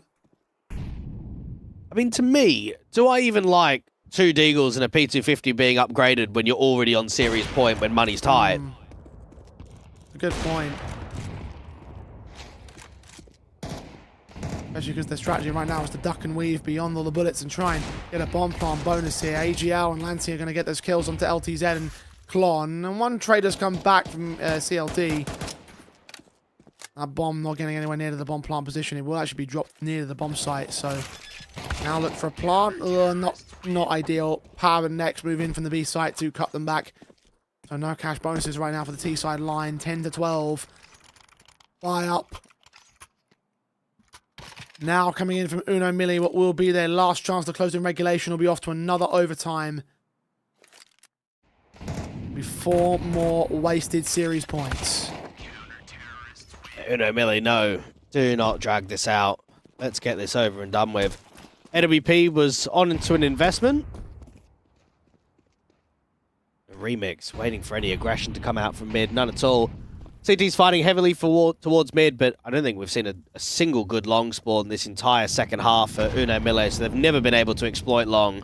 No, not at all.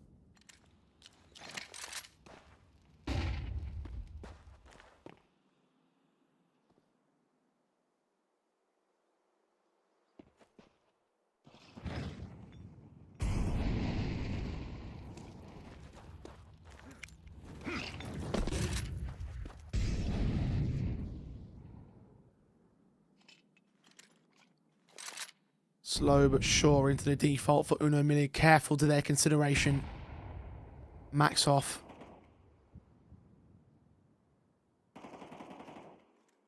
Point of contact outside of the long house. Flashbangs coming in against him. Second one will catch him blinded. Not long enough though. Gets to win a fight. Not a second. Third one comes back. He loses his teammate, but he's done enough. 4v2. Bomb trapped. Eventually gets picked back up alongside Klon's kill over towards the short axis. Suddenly it's a 2v2 and becomes winnable here. Remix needs to be careful at the CT crosses, but both CTs are inbound from short access. Flashbangs will go over. Players are going to get caught. Klon goes down. Remix to try and cross that bomb over. Pick it up himself. And they think it's all a ruse here. They're going to reposition towards long. It looks to be the long play. Yeah, Remix has got to get that bomb down and just fight instantly. They're just going to double swing here from long. No idea about it. Searching short. And he just gets shot in the side of the head. No footsteps heard. AGL takes him. And Procyon are now 1 away from another overtime. Another 4-round streak to bring this comeback in and try and survive. There was just maybe too much util being thrown there from the T-side players coming out from long. Rather than just having their guns up and trying to space and just clear as much as possible and then get set with the smoke from CT and the flash, there's a bit of separation, and that player out there towards long, as soon as one casualty comes in, mate, you should be getting that trade bang instantly. 1 for 1, and then just start accelerating, and instead he ends up getting 3. Really good hold from Maxoff. Haven't seen much from him across the series. Came over from 9Z Academy. Looking to try and make a name for himself on this organization. Now, this has been a very tough comeback. 4-11 to now all rounds in regulation.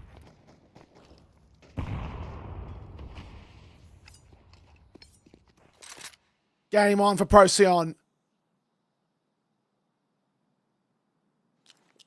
B site will be the target for Uno Milli.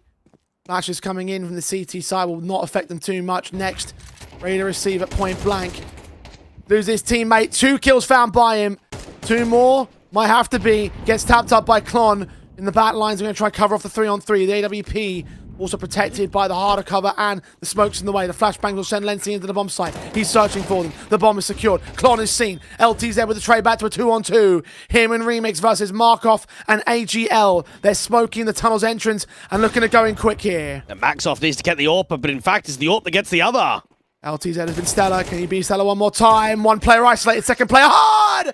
And he hits the headshot for it. No OTs today. A triple from LTZ with a 21st kill of this game. A 13-11 result on Dust 2. And a 2-1 series that puts Uno MILLE further on in the lower bracket. Yeah, that was superb. That was a really good clutch coming through from the young man. And I mentioned it earlier, got a lot of older guys in the server today. 26, 28, some being 32. He's only 20, and he showed his quality in quite a lot of clutch situations. The late round, post plants, retakes. Jeez, that was a tight one. I don't know how to reflect on that series overall, Jay. I think for Uno MILLE, they definitely could have closed in 2. I think they could have closed even in the third map a lot earlier. They maybe just had some struggles in getting this game wrapped up and gave Procyon some pure belief, some serious hope in the end. Indeed they did. I think that my assessment on this one is Uno MILLE need to address that end game sort of issue, because the reality is you had some very one-sided halves on the scorelines, 9 threes, 8 fours, and you had 12-6 advantages that you couldn't quite close out all the way. Even that one was nearly coming down to an overtime and felt like he was going to in the end, but not quite for Procyon. So the fact that Uno MILLE allowed that to get down to the wire as much as it did from the dominating starts, it does show some concerning fundamental issues, like you mentioned earlier, to the end game results that they need to try and fix up if they want to continue on, because as they move on to the further rounds against Guerrero, I'm not sure how well they'll do, but semi-finals and lower bracket, I'd imagine that there are some teams that could really exploit that concern going forward. Well, they played that Guerrero team only a couple of days ago in CCT. They played them in the last game of the Swiss stage and they ended up 13-0ing them on the very last map. So they'll feel very confident going into that game that they have a good opponent. They've got a good draw to get into a lower bracket semi, but yeah, need an increase in performance. I think for Procyon today, look, this game was winnable. However, you were at the back foot for the majority of it. So it tells you that they do struggle against this Uno MILLE team. And I don't know when, if they're actually going to be able to get a best of 3 over them. It hurts. I mean, 3 losses in 19 days against the same team who have been dropped by an organization. They're not even being salaried right now. Yeah, indeed. The situation has to develop a little bit further for them, but as things stand, of course, the matchup will go the way of Uno MILLE, and Procyon will have to continue to work on themselves, try and ensure that they can get back on them, maybe the 4th go over, because 3 times in a row they've lost out to this Uno MILLE side and they'll be eliminated from ECL for this cup. That'll be it from us here tonight. That's all the South America action, but North America continues on the channel, so do stay with us, as we'll be back after this to return with even more ECL action for myself, Eternal Jay and Dweg. Bid you good night, and we'll see you back here again soon. AGL will try to fill up on his kill count with the quadra secured, 5th on the 6th from the board. Nice little effect layers, 1 man in common, pushed back by Molotov, and harsh stacking towards mid for the AWP to receive. Remix wants to get out of here a little bit faster than he's sticking around for. Need his teammate support because he continues to moving up. Let's see. Ed barely seeing the tap. It's good, and he hugs in. Triple boost up into the short. He's going to see even getting hunted. The M4 is doing a good job of trigger this. That's called a kill on the inside of the lobby. In the meantime, Lenzi going to get caught there. MP7 wraps the corner. Klon's going to take 3. And now taking Max off. Seeing him through the smoke, gets 2 kills out of it. Off the bomb site, kill for the first man next, and Lenzi go back and forth with LTZ. AWP also chimes in. Broken trying to trade back of his own right. Take 9 and P250. Return on towards the player at Mini. Let's see. Broken getting to his own AK. Tag to half HP. Swing up, spray. Can't get back to the rest of the for a jiggle. He's got to hope for a blind. Back. Remix missing. Maxoff can't get the Remix to fall back. So 30 meant to watch out the longhouse. AGL's going to get picked up for that. Let the opposition back in this series. Quickly making their way into that B-bomb site where Pal and Nex are having... LTZ has been stellar. Can he be stellar one more time? 1 player isolated, 2nd player hard!